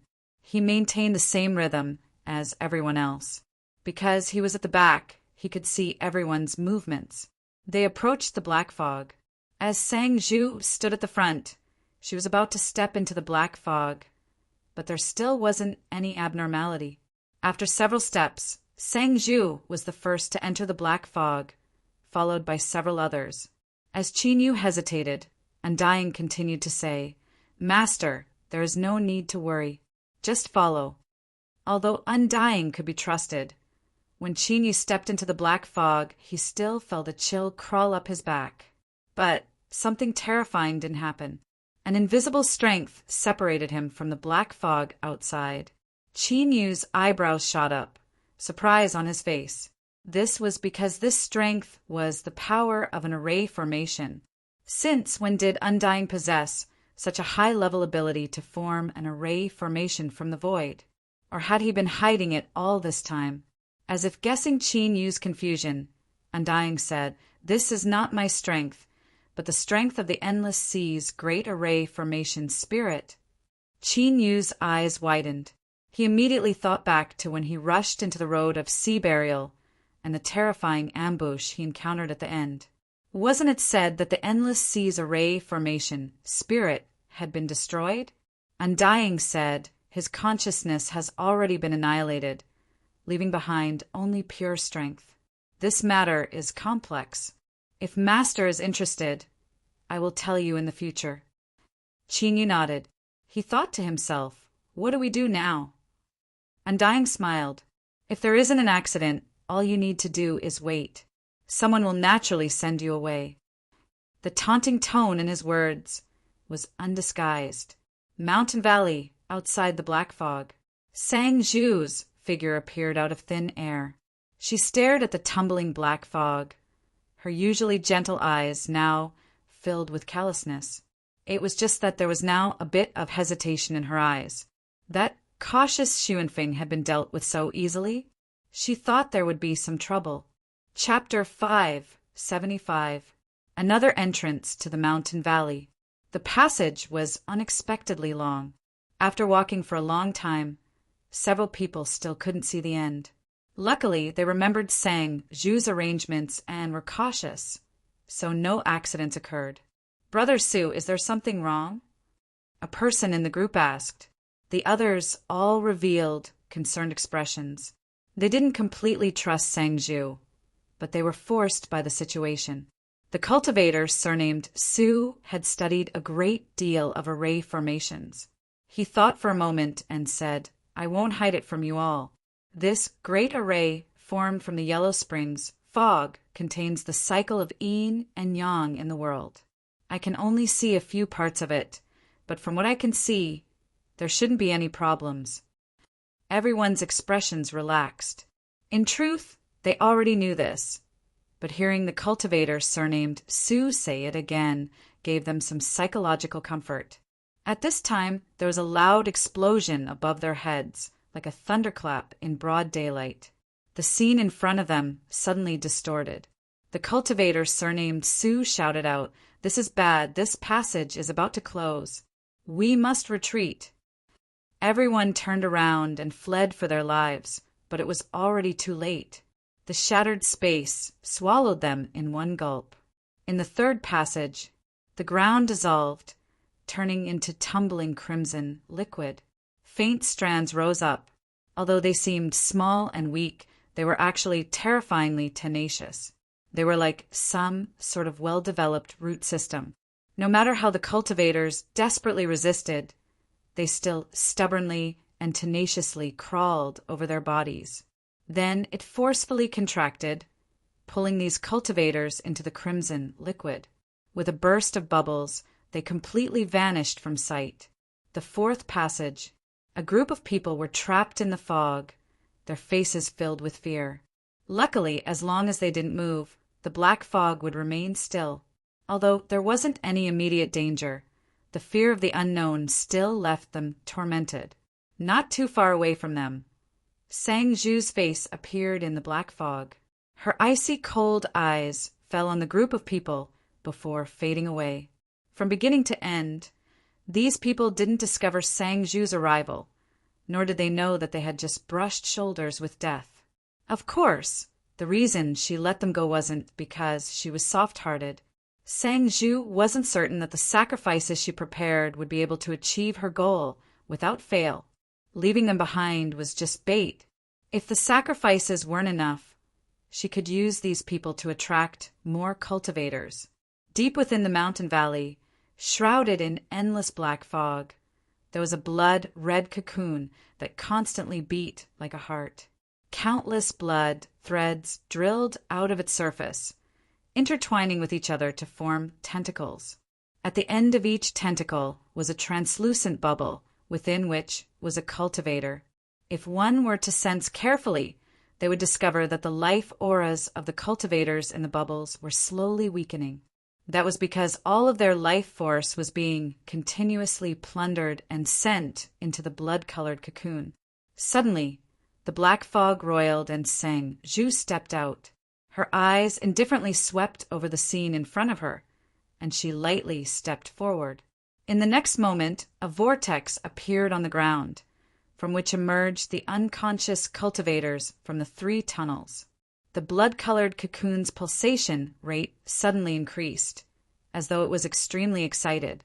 In the next moment, even more blood vessels emerged, intertwining with each other as they extended outwards, dragging the cultivators away. Those strands of blood drilled into their scalps. The unconscious cultivators' bodies twitched and then fell silent. Then the transparent bubble slowly opened and completely enveloped them. Sang Zhu's complexion slightly changed, and her eyes turned bone-chilling cold, because they were missing one person, Sun Feng. She took a deep breath and suppressed her tumbling emotions. She closed her eyes, and the quiet black fog around her suddenly began to tumble. Rumble, the momentum was vast and mighty like a roaring sea. Unfortunately, all of this was in vain. Within the tumbling black fog that resembled boiling water, Qinyu was like a shadow, completely unaffected. Looking up, he could clearly see Sang Zhu's increasingly gloomy complexion. Undying, she's already suspicious. Even if she had a plan, hiding in the dark was the best. Once she was discovered, the effects would be greatly reduced. Undying lightly said, "Master, there is no need to worry. With things having come to this point, she has no other choice. You will understand once you continue watching." Shua. Sang Zhu opened her eyes, anger burning in her heart. Because this matter concerned her future, she had been careful enough, but she never imagined that at this critical moment she would make such a big mistake. A living person had actually disappeared within her sleeves. Sang Zhu's pale fingers clenched into fists. Her eyes drooped as her thoughts raced. After a long time, she let out a long breath, her eyes cold and sharp. No one could escape here. Even if she couldn't find them now, once she resurrected the evil spirit and refined it into her body, she would be able to see everything. As for whether or not Xuanfeng would cause trouble, Sang Zhu's eyes were icy cold. If he jumped out, that would be for the best. Since she had decided to do such a dangerous thing, she had made full preparations. Even if it was a calamity a mortal realm existence, she wouldn't fear them. Humph! With a sneer, Sang-ju said in a soft voice, "You little rat running for your life, just wait for me. I will definitely catch you." She lifted a hand and pointed a finger. The blood-red cocoon trembled. In the next moment, it contracted and expanded, its beating rate rising by several times. Bang, bang, in the deathly silence. This sound was particularly clear, as if it came from a real heart. The blood tendrils connected to the air bubble suddenly rose up, pulling the cultivators wrapped in the air bubble into the air. These unconscious cultivators violently trembled within the air bubble. Their complexions rapidly paled and their life auras wildly flowed out like a broken dam. Sang-ju's eyes burned with a burning heat. She stared at the scene in front of her, her chest heaving up and down. From the day she was born, she had been unwilling to accept her fate. Why couldn't she inherit the throne, even though they both had the imperial bloodline? Was it because she was a woman? How unfair was this? She wanted to resist. Ever since she was a child, she wanted to be strong and do her best in everything she did. But no one cared about her. Even if they praised her, it was just a light and fleeting word that was quickly forgotten. Sang-ju was angry. She resented, she struggled, but she didn't have the qualifications to resist. She could only gradually sink into depression. But just as she was about to accept her fate, the heavens had given her an unexpected chance. As long as she could accomplish this, she would truly have the strength to cause the entire imperial bloodline to turn their heads. This was Sang-ju's final chance. Whether it was for herself or for the woman she intimately called mother when she was a child, the woman who had been beaten to death. She had to succeed, even if she had to pay a heavy price, even if she had to stain her hands with blood. Sang-ju stood up straight. Her breathing gradually steadied. She didn't regret it, nor did she feel any guilt. In this world, the weak were prey to the strong. These people had died under her hands, so this was their fate. No one could stop her. If there was, she would just kill them. Chapter 576/P. Undying was silent for a moment. He asked, "Does Master know what this blood cocoon is?" The Yellow Springs fog is not naturally formed by the heavens and earth, but is caused by the dissipation of a vicious being's aura. This vicious being is called a hell evil spirit. Since ancient times, there have been rumors that there is a mysterious domain between the heavens and earth where the souls of living beings return to after they die. This is the Yellow Springs of Hell. The so-called evil spirit is only a title. Master, you can view it as a special life form born from hell. It has the ability to control 100 ghosts and command a ghost army. The Yellow Springs of Hell truly exist. Master, although I don't know why this blood cocoon would appear here, if I'm not wrong, then it is the evil spirit embryo. Undying paused, giving him time to consider. In my plan, Master has a high chance of seizing this evil spirit embryo today. Once you can refine and tame it, you will obtain the power to control 100 ghosts. Master can only resist ordinary tribulation immortals right now, but if you can obtain the help of 100 ghosts, your strength will multiply. Qin Yu's heart shook. He never imagined that this blood cocoon would have such an origin. Since Undying spoke, it wasn't baseless. He must be confident in his plan. With his current cultivation, every step forward had become extraordinarily difficult. Multiply his strength. The opportunity was right in front of him. The temptation was truly astonishing. Moreover, he didn't need to do much. He only needed to quietly watch from the sidelines. If he said his heart wasn't moved, he would be deceiving himself. But his eyes flashed, and he slowly shook his head, his expression firm. Undying said, "This is a heaven-sent opportunity. Master needs to carefully consider it. Is it worth it?" With a decision made, his heart calmed down.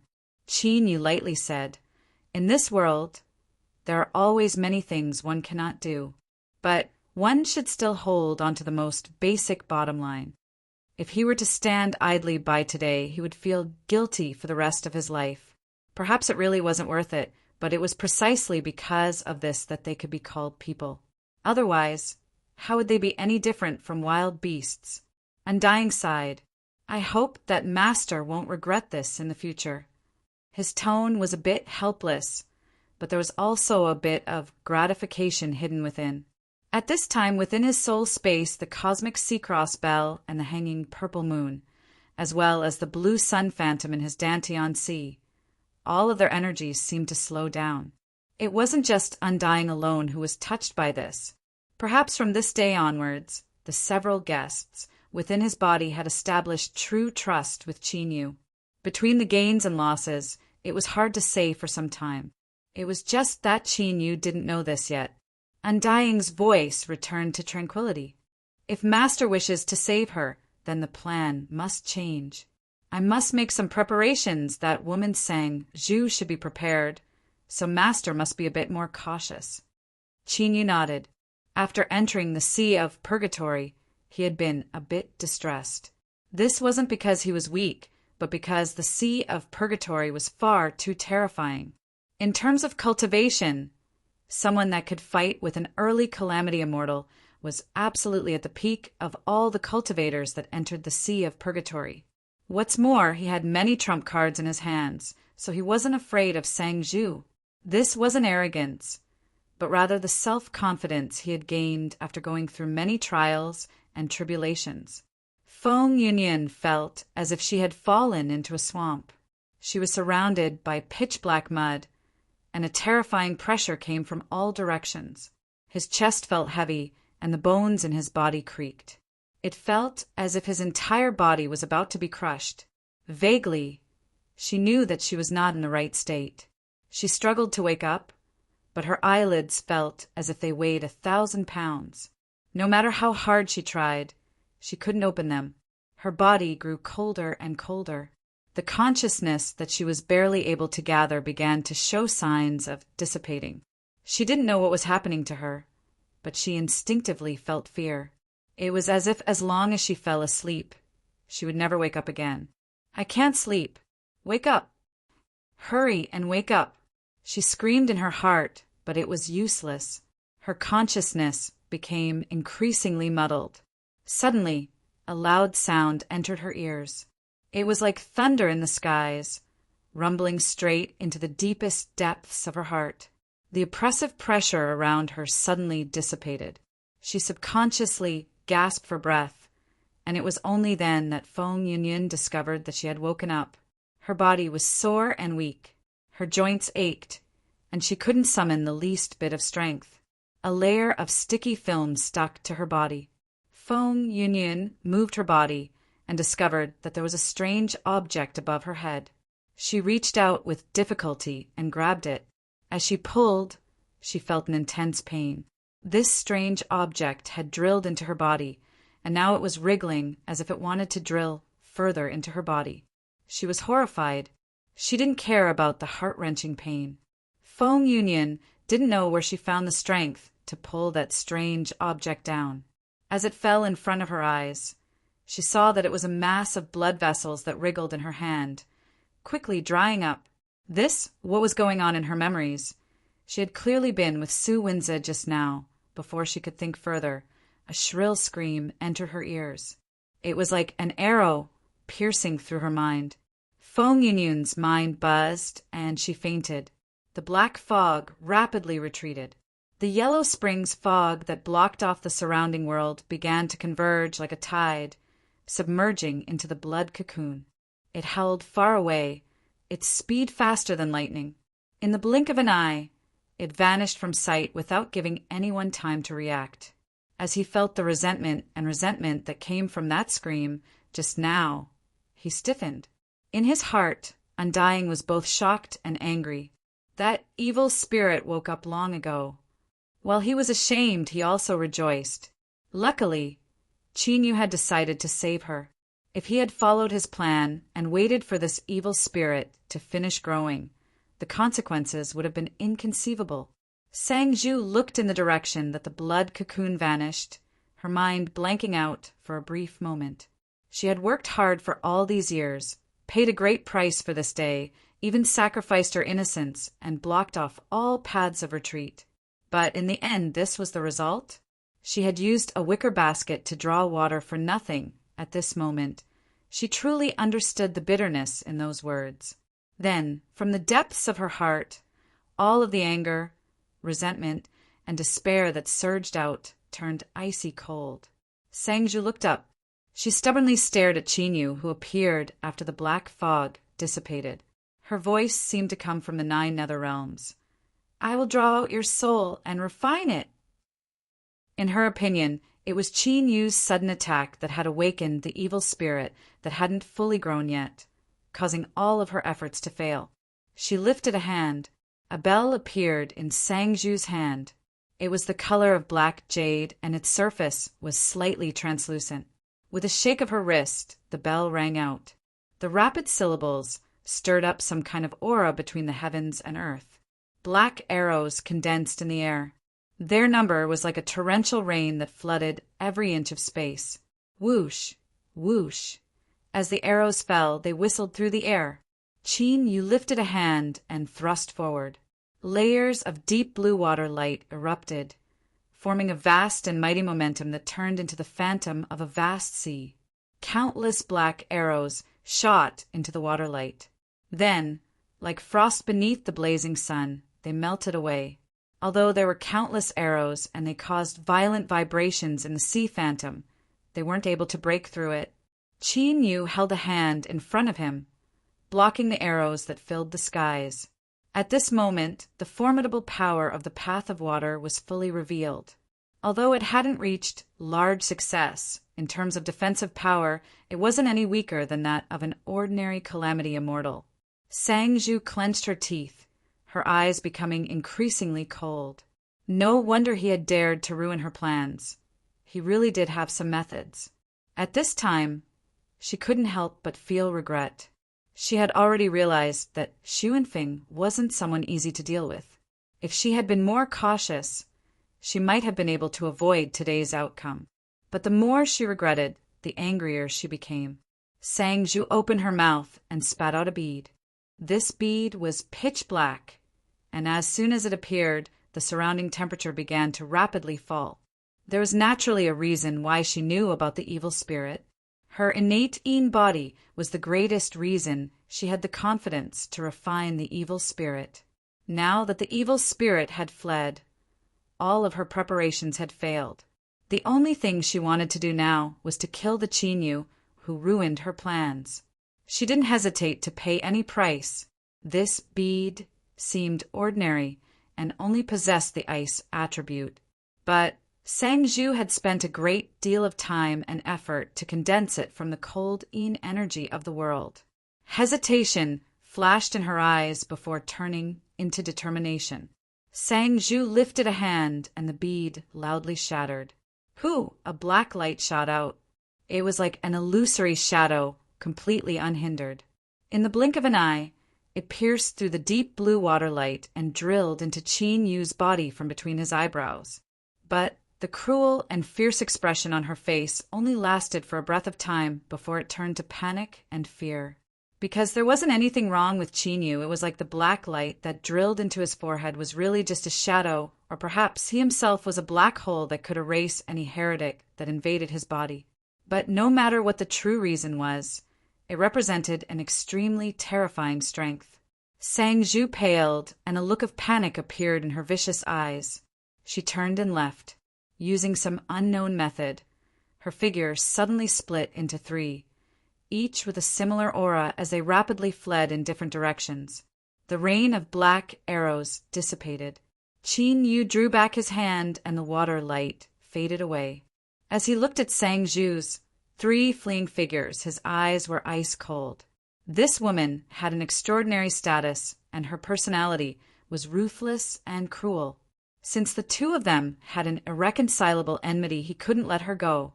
Although the 3 figures had similar auras, their souls wouldn't lie.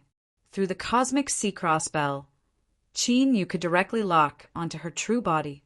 He lifted his right hand and bent his index finger like he was pulling a bowstring. Silver white light rapidly gathered, releasing a terrifying aura. It was like 1,000 mountains and 10,000 rivers could be cut apart. Qin Yu let go. The silver white light held forwards at an unimaginable speed. Sang Zhu could feel a terrifying aura rapidly approaching from behind her.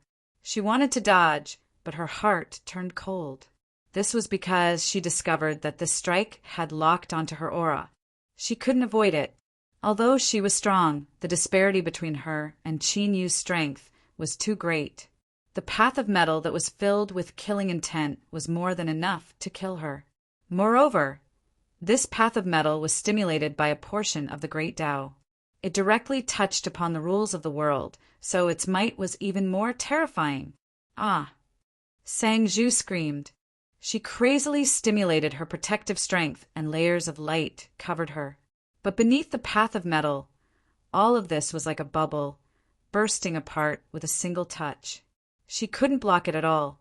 Just as Sang Zhu was about to die here, the air suddenly condensed and a layer of frost appeared on the surface of the silver white light. Because the color was similar, it wasn't too conspicuous at first. Then an icy cold aura erupted, sealing the entire silver white light in ice. Kacha! The layer of ice shattered. The killing strike of the path of metal dispersed with it. Escaping from death, Sang Zhu paled. She only stared blankly at the figure that appeared in front of her. A thin veil covered her appearance, but even so, one could still taste a certain unrivaled elegance from her body. She was stunned. At this moment, jealousy instinctively rose in Sang Zhu's heart. But she immediately woke up and lowered her head to hide her emotions. Who was this woman?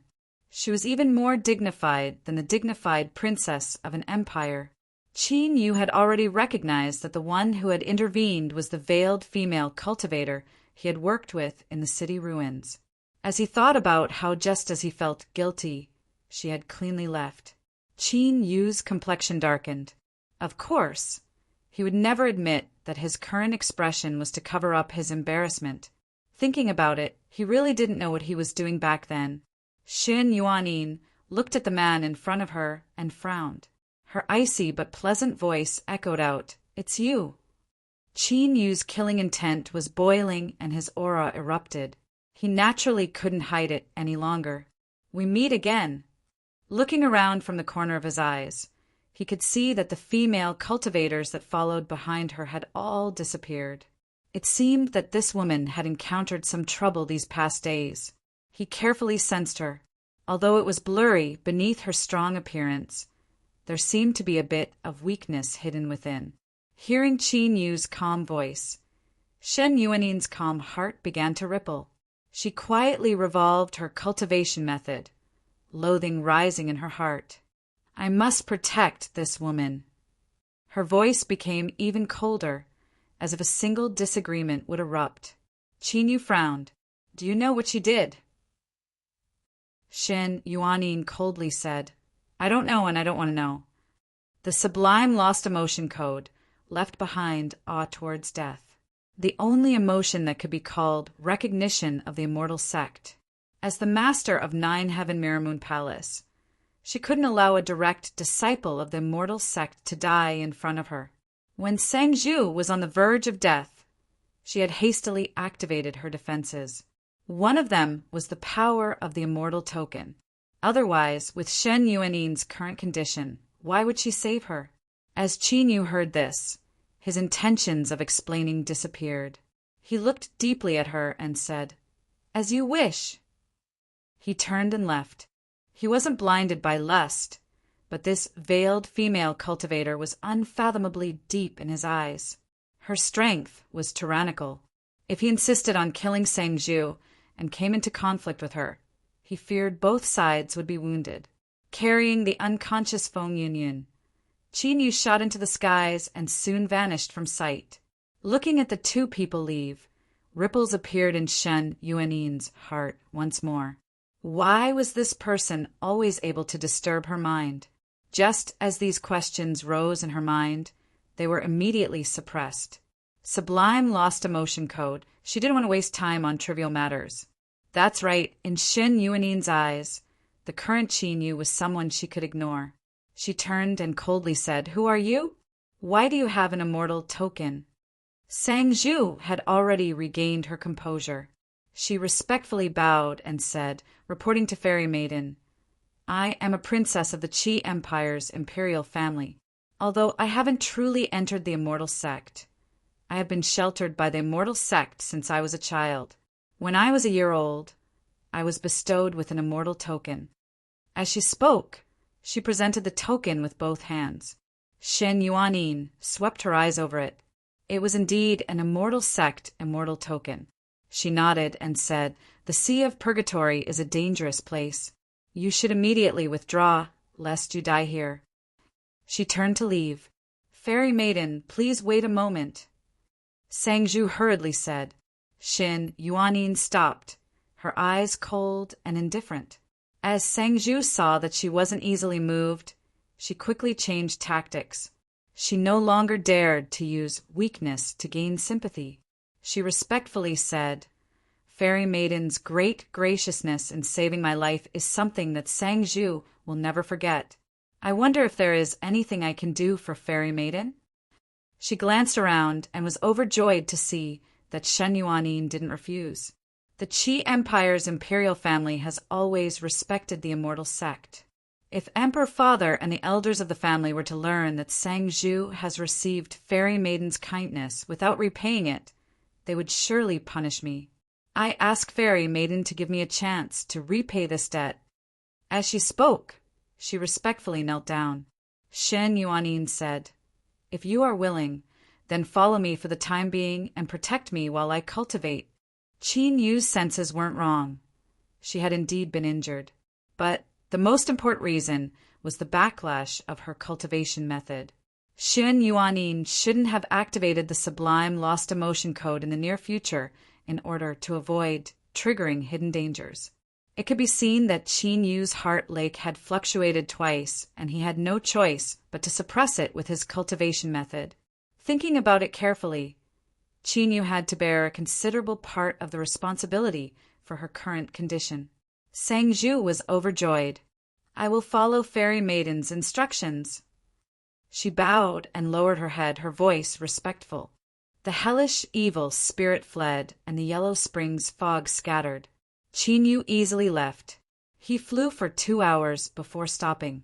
His divine sense erupted and swept out. After determining that he was temporarily safe, he landed and placed Feng Yunyin on the ground. In the infinite realm, Qin Yu had been framed by the immortal sect cultivators, and only this woman had testified against him. If it weren't for this, Qin Yu wouldn't have done anything and Feng Yunyin would have already died.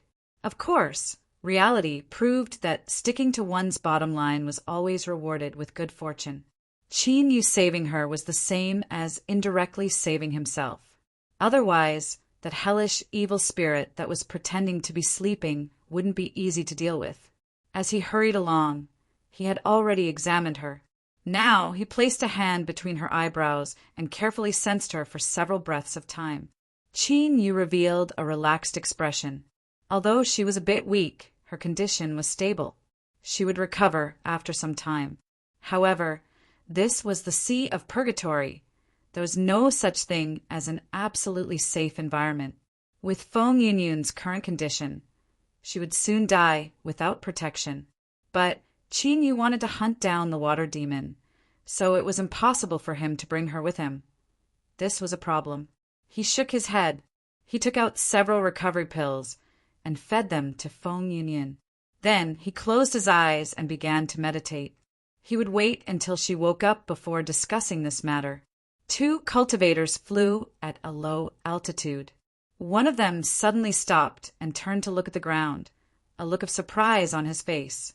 At this time, the other person also sensed something. He turned and their eyes collided. This fluctuation, there's something wrong. The second person licked his lips. That's right. It gives me the feeling that a treasure is about to appear. The air suddenly fell silent. The two people revealed a blazing heat in their eyes. The sea of purgatory was indeed dangerous, but there were also many good fortunes within. The two of them had already obtained some harvests. Come, let's go take a look. The two people landed. A canyon appeared in front of them. As they approached, the fluctuations became increasingly strong. Originally, they only had suspicions, but now they were almost certain that there was a treasure here. Although the two were pleasantly surprised, they didn't lose their vigilance. They used various methods to investigate the canyon and determined that there weren't any dangers. Without further words, the two cultivators jumped down. Soon, there were two excited cries from within the canyon, as if they had obtained a great harvest. But for some unknown reason, their cries were soon filled with panic. At first, there were some sounds of movement, but then everything fell silent. The canyon on the ground began to slowly close up. A moment later, everything was flat, without any trace of its previous appearance. After another period of time, dirt and sand rose up from the ground, condensing into a large, bald man. He stretched out his waist, and crackling sounds came from his joints. "Who? I woke up and there's dessert. What a comfortable life." He revealed a simple and honest smile. He sniffed his nose and couldn't help but frown. "There's a stench. That damned corpse actually hasn't rotted away yet. How disappointing. But since even he has woken up, there should be some movement. Haha, I'm really looking forward to it." The large bald man smiled and stepped forwards. His figure suddenly dissipated, and in the next moment he appeared far away. With several more steps, he vanished from sight. At this time, the young miss in the assistant governor's residence had a panic-stricken expression. As she looked at the insects crawling towards her from all directions, her eyes turned white from fear. Although she was a daughter that her father didn't care about, she was still the dignified daughter of the Chu Empire's third assistant governor. Who would dare to harm her? She couldn't think of an answer, because at this time the young miss had already fainted. Before her consciousness fell into darkness, her last thought was this a dream? But in truth, this really wasn't a dream. Amidst the rustling sounds, extremely ugly bugs with legs under her abdomen crawled all over her body. With the sound of chewing to one's heart's content, her body thinned until all that was left over was a skeleton. With empty eye sockets, she powerlessly looked up at the dim skies. The only thing that comforted her was that all of this happened while she was unconscious, so she didn't feel too much pain. After the insects swallowed the flesh and blood, they all began to twitch. They rolled around on the ground, no longer having the comfortable appearance they had when they were eating. Bang, bang, the insects began to explode, one after another. They were so dense that they looked like firecrackers being lit. In the blink of an eye, the air was flooded with blood. What was even more strange was that this blood fog didn't disperse. Rather, it tumbled in the air, as if it were brewing something. Finally, a blood-red arm stretched out from the blood fog. There was no skin on its surface, so it was dripping with blood. It slowly pressed down between the eyebrows of the skeleton. Strange lines appeared, rapidly extending along the skeleton. When the lines covered every inch of the skeleton, the blood-red arm trembled and collapsed, as if it had exhausted all of its strength. The blood fog scattered with it. All that remained on the ground was a petite skeleton covered with lines. Who? Two black flames suddenly ignited in its empty eye sockets. The skeleton stood up from the ground, its head turning as if it were looking around. In the next moment, it lifted a foot and stomped down. As this foot fell, the ground violently shook. There was a deep rumbling sound that came from deep underground. It was like some vicious beast that had been slumbering deep underground had awakened at this moment. Cracks appeared. Then the earth collapsed and a giant stone tablet broke through the earth. The stone tablet was 1,000 feet high and a boundless aura wrapped around it. With a single glance, one could tell that it was an ancient object that had existed since ancient times.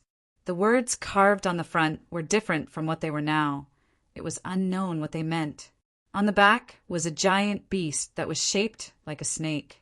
Its mouth seemed to swallow the sun and moon as it roared towards the heavens. If someone stood in the skies and looked down at the sea of purgatory, they would discover that at this moment there were 12 stone tablets that drilled out from the ground. The words were the same, but the back of each stone tablet was carved with a different giant beast. When the 12 stone tablets appeared, a heart-pounding aura suddenly descended, covering the entire sea of purgatory. As Qin Yu closed his eyes, he suddenly awoke. A sharp light burst out from his eyes. That aura just now, although he didn't know what had happened, it was like an invisible mountain had fallen on his heart. Even breathing became difficult.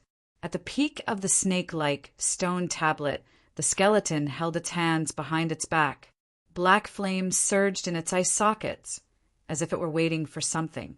But in the end, what it expected didn't happen. The skeleton was silent for a long time. Then it opened its mouth and laughed. So it wasn't the only one who had placed a stone today. Chapter 577. The walls of the dark and damp cave were inlaid with some sort of green gemstone that emitted a weak light, making this place even more gloomy. On the uneven ground, skeletons were scattered about. Most of them were deathly pale. It seemed that they had died for a long time. But now there were several new skeletons that were still emitting the stench of blood. His line of sight continued forwards. In the deepest depths of the cave, there was a seemingly small pool of water. At this time, there was the sound of waves, and a shadow crawled out. It had hands and feet, and its appearance was similar to a human's, but it was extremely ugly. Its face was green, and its fangs were like those of a malicious spirit. Its slender eyes swept around its surroundings. It didn't sense anything wrong. It lay on the ground and used its hands and feet, nimbly arriving in front of the stone pillar in the blink of an eye. Right now, there was a woman bound to this stone pillar. She was exceptionally beautiful, but she was unconscious, and her pale face made one feel even more pity for her. A scarlet tongue swept across its lips, and its slender eyes flashed with lust. It lifted a hand, and sharp claws emerged from its fingertips, tearing apart the woman's clothes. She was immediately assaulted by the light of spring. At this time, the unconscious woman suddenly opened her eyes. They were ice cold. She lifted her hand like lightning. At some unknown time, she had already broken free from her shackles and shot straight for the ugly, humanoid creature's throat. The timing she chose to launch an attack was also perfect. Unfortunately, this strike didn't obtain the slightest bit of effect. A long tongue wrapped around her wrist. It was exceptionally long, wrapping around her arm until it arrived in front of the woman. The humanoid creature's eyes flashed with a playful light. In the next moment, its tongue violently plunged into the woman's mouth. Then there was the sound of swallowing that made one's scalp tingle. The woman's eyes widened and twisted, but she couldn't break free at all. Her body rapidly withered, and in the blink of an eye, she was nothing but a bag of bones. Its eye sockets were deeply sunken, revealing withered eyeballs. Then it turned around twice before completely dimming down. The tongue retracted from the corpse's mouth, but it wasn't willing to let go of the slightest bit of flesh and blood. Only after the last bit of dried skin was it reluctantly retracted. On the ground, there was a new corpse. The ugly creature smacked its lips as if it was savoring the delicious taste of blood and flesh. Its bulging abdomen wriggled as it quickly digested and absorbed the blood. Suddenly, its eyes widened and a cold light shot out from its slender eyes. Then it began to speak in human language. Interesting. Someone actually came specifically for me, the master of the 9-heaven Mirror Moon Palace of the Immortal Sect. TSK, HSK, the exalted forgotten emotions, and the great Tao. Her flesh and blood must be delicious. The one that had been cleanly swallowed just now was one of the female cultivators at Shin Yuanin's side. As for this incomparably ugly humanoid creature, it was the infamous water demon. It could only be said that Shen Yuanin's luck was quite bad. Before she even arrived, she had already been discovered by this monster. The water demon's eyes flashed. Although it had been slumbering in the sea of purgatory for many years, the name of the immortal sect still reverberated in its ears. Even with its strength, it didn't have absolute confidence it could swallow Shen Yuanin, even if she had just become the master of Nine Heaven Mirror Moon Palace. The immortal sect's 3 giants each had their own terrifying inheritances. In a critical moment, each of them could erupt with a terrifying strength. Since I can't do it openly, I'll have to use some other methods. The water demon chuckled. A layer of black water suddenly wrapped around it. After it scattered, there was no longer any trace of its previous ugly appearance. It was actually another Shen Yuanin. Her movements and even her aura could be mistaken for the real one. The water demon was born with supernatural powers and was able to transform into a myriad of forms. To it, this was easy. A good show is about to begin, Your Majesty Palace Master. The 27 crystals were scattered around, weaving together into an array formation.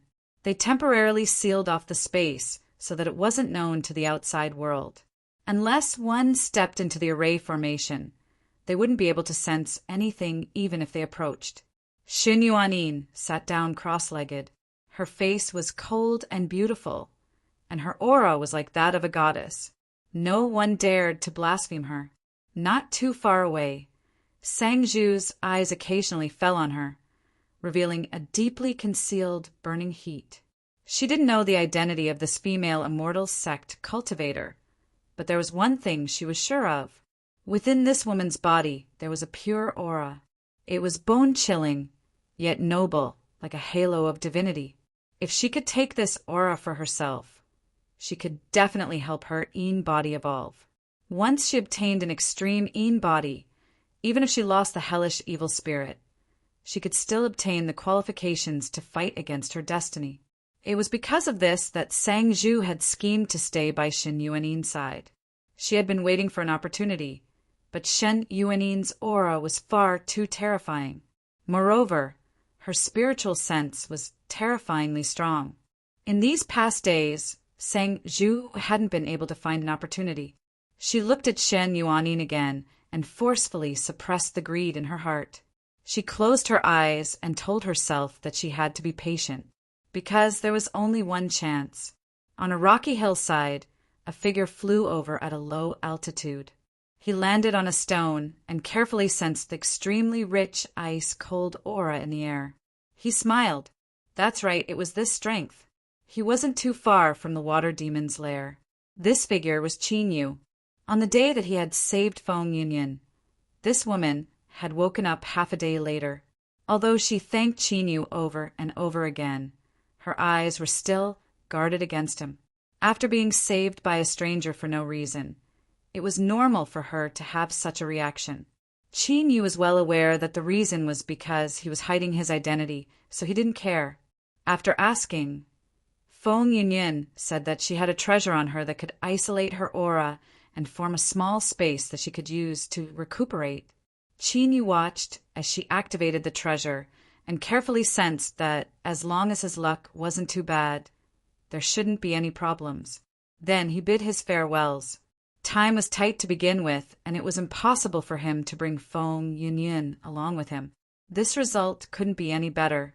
Because of this, Feng Yunyan, who had always been on guard against him, felt a bit embarrassed. But Qin Yu left just like that.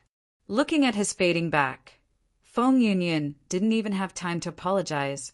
She could only sigh inwardly, thinking that there were still good people in this world. After Qin Yu and Feng Yunyan separated, it was now the 14th day since they entered the Sea of Purgatory. Nearly half of the 1-month deadline had passed. Luckily, he was about to arrive. However, the water demon was tyrannical. According to the records of the demonic path, it had the strength of a Calamity Immortal Realm's Supreme Elder. It was at least comparable to a 3rd-level Calamity Immortal. Originally, with Wei Jia and the others helping him, he had some chances of success. But now that he was alone, his chances of success were less than 10%. If he acted hastily, let alone hunting down the water demon, he feared he might even lose his life in vain. Along the way, Qin Yu was constantly thinking, but how could the disparity in absolute strength be so easily made up for? In addition, the purple-back blue-wing ants hadn't completed their second transformation yet. Otherwise, he would have one more card in his hand. He shook his head and suppressed these chaotic thoughts. When the boat reached the bridge, it would naturally straighten itself out. Thinking too much about it was useless. He would take things one step at a time. Perhaps an opportunity was right in front of him. Stepping forwards, Qin Yu continued forwards.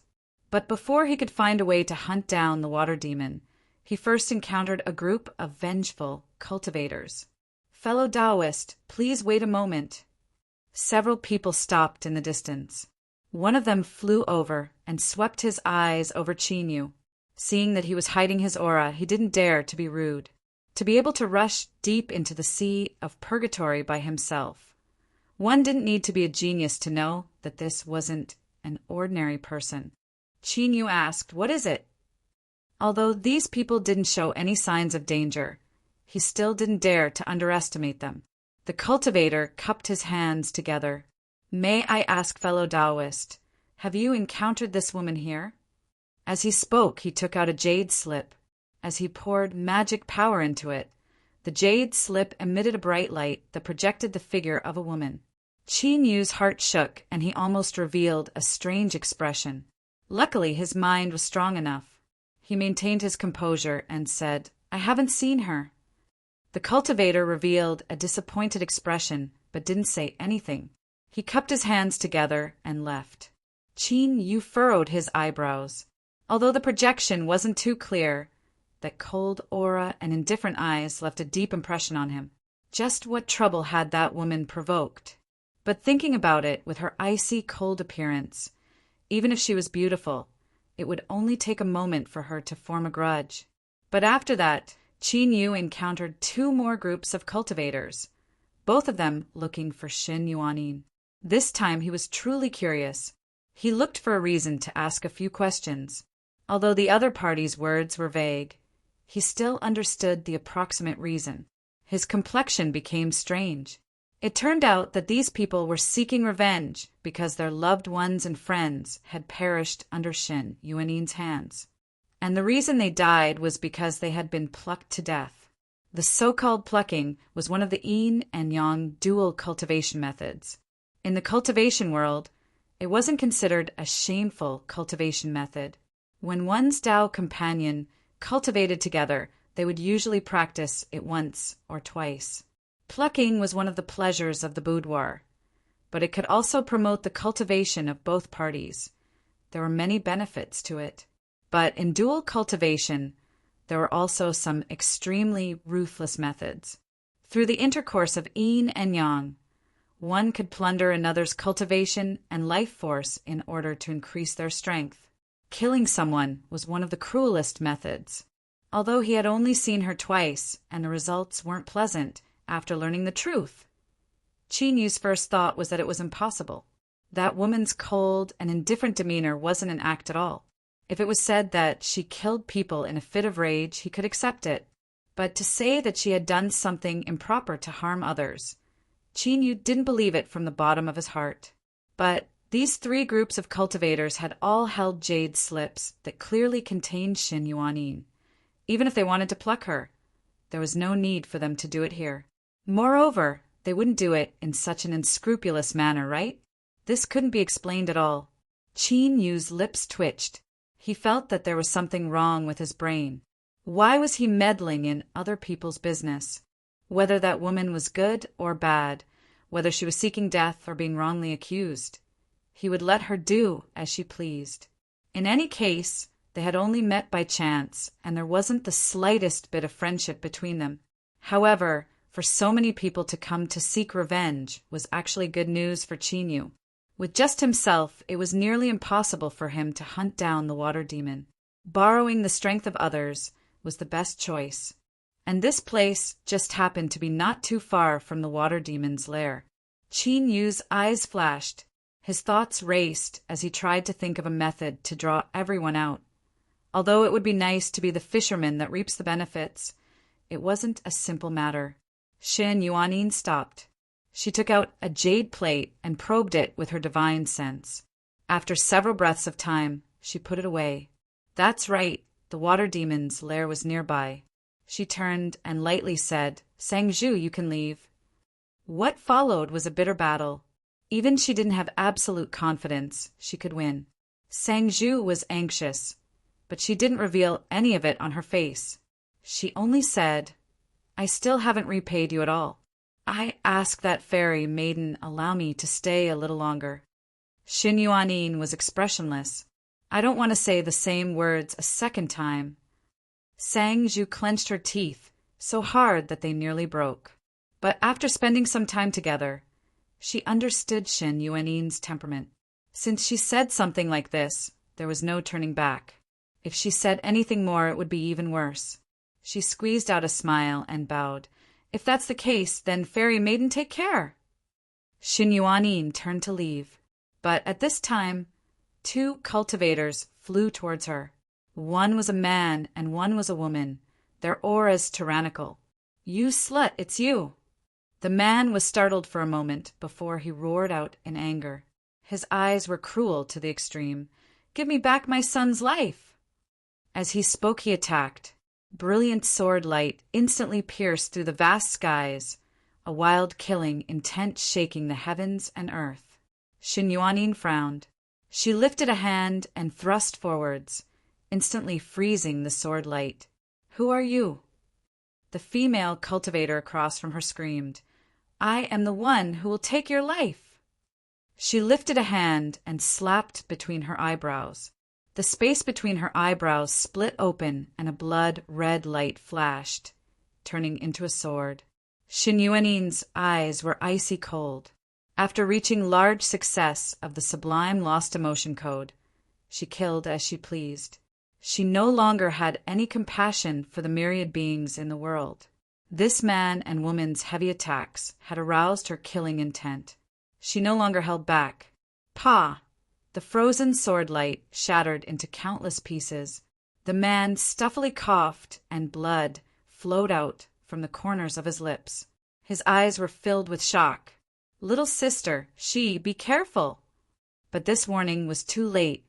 Shin Yuanin pointed a finger, and the blood-red light condensed into a sword that trembled and collapsed. The light in the woman's eyes instantly faded away. Her life sword had been destroyed, and her soul had been extinguished. The man held onto her corpse and roared out like a wild beast. "Slut, my family was kind enough to save you, but in the end you've fallen to such a state. You will die a horrible death." Bang! A terrifying sword intent shot into the skies. It was like a lighthouse in the dark night, known in all directions. In the next moment, this monstrous sword cut down. The man's face was drained of blood, and he had died. Shin Yuanin's face didn't change at all. She flicked her sleeves, and space twisted. As the heaven-shaking sword fell in, it was crushed to pieces. Although this seemed casual, she couldn't help but furrow her eyebrows, a weary look on her face. Sangju's eyes brightened. She had long suspected that there was a problem with this incomparably powerful female cultivator's body. Otherwise, why would she need to be on guard during their cultivation journey? The scene in front of her undoubtedly confirmed this. Perhaps the opportunity she had been searching for was now right in front of her. Whoosh, whoosh, the sound of breaking air filled the air. From afar, one could see beams of light hurtling towards them at an astonishing speed. In the distance, space began to collapse. There were even several people who didn't hesitate to break through the void to arrive. Without exception, when these cultivators saw Shin Yuanin, they all gnashed their teeth, killing intent boiling in their eyes. "It's her. You killed my beloved disciple. Today you will die. Kill her and burn her bones to ashes. You evil woman, let's see where you run off to." With a roar, a thick aura locked onto Shin Yuanin. She frowned. She flicked her sleeves, and a massive divine palace phantom appeared above her head.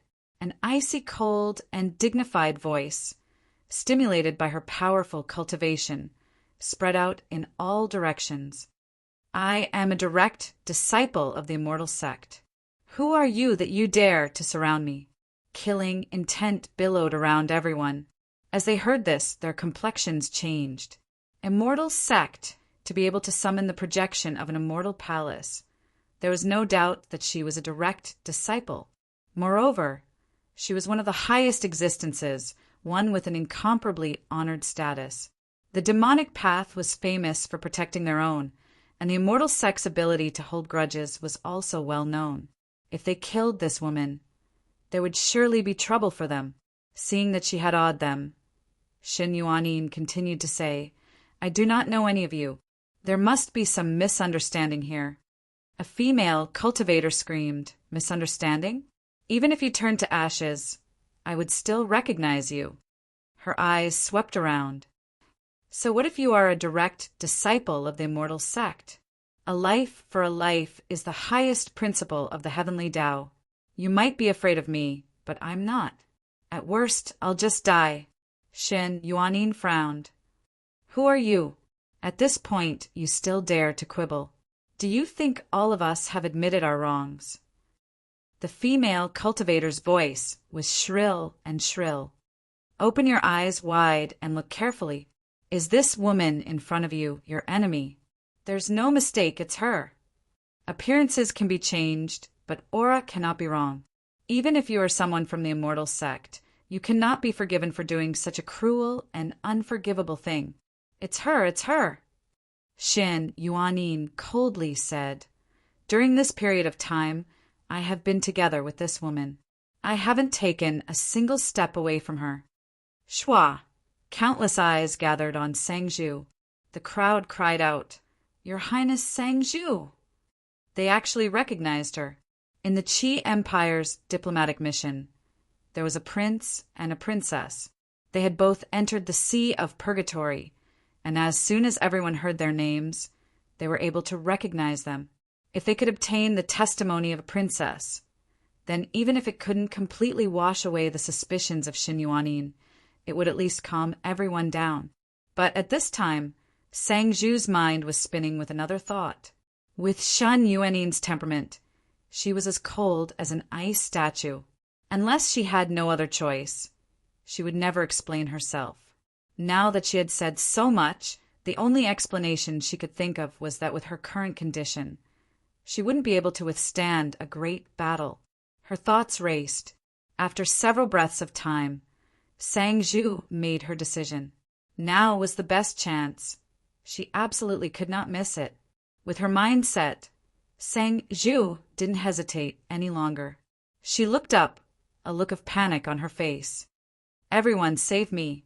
Sangju was forced by her. That woman was injured not too long ago.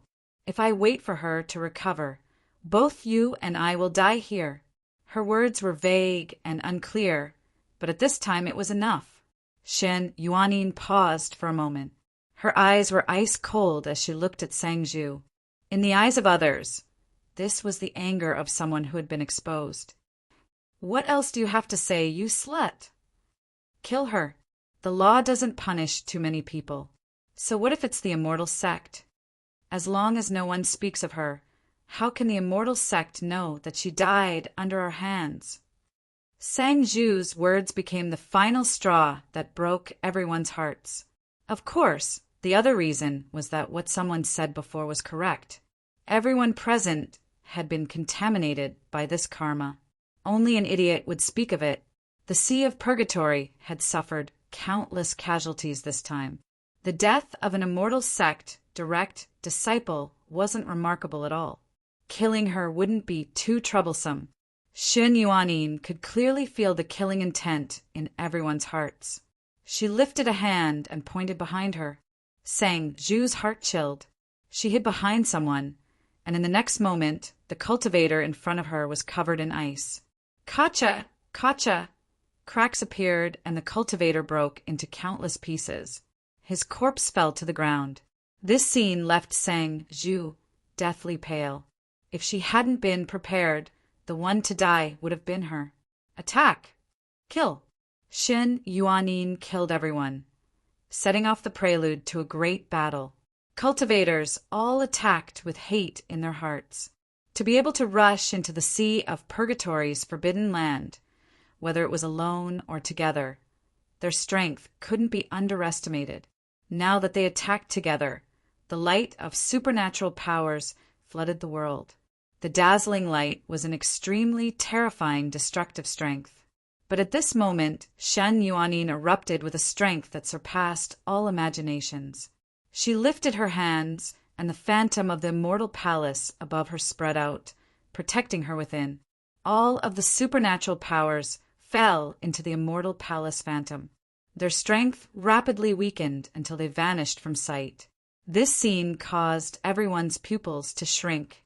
To be able to block all of their attacks, how could the word terrifying describe her strength? Did an immortal sect female cultivator with such a cultivation need to pluck her? Thinking deeper, what sort of status did a female cultivator with such a cultivation have in the immortal sect? Their hearts trembled. They feared that there really was a misunderstanding here. But with things having come to this step, could they still explain it? Even if they did, would this cold-faced immortal sect female cultivator let them go? Would the immortal sect show mercy? Clenching their teeth, a cold light flashed in their eyes. Now they had no other choice. Even if they knew they were wrong, they could only continue their mistake to the end and kill her. As long as she died, everything would be over. Everyone would have a guilty conscience in their hearts, and no one would say anything. Bang, bang. For a time, the light of supernatural powers didn't diminish at all. Rather, it became even more terrifying than before. Shin Yuanin had a faint expression. She could naturally feel the changes in everyone's mood. The depths of her eyes became increasingly cold. She lifted a hand and pointed at the void. Several fingers fell down, and strong winds rose up, causing the surrounding temperature to rapidly fall. White snowflakes fluttered down from above. They fell fast and dense, covering the earth in an instant. Each of these snowflakes contained an extremely terrifying coldness. As soon as they came into contact with flesh and blood, they would immediately merge with it. Soon, the surrounding cultivators all revealed horrified expressions. The magic power in their bodies stagnated, and the flow of blood slowed down. It was as if their entire bodies were frozen solid. To block the attacks with one hand and then attack everyone with the other, and with such a strong and fierce attack, this awakened the fear they felt towards the immortal sect. The momentum of the attacks slowed down. Many people retreated, trying their best to avoid being covered by the snowflakes.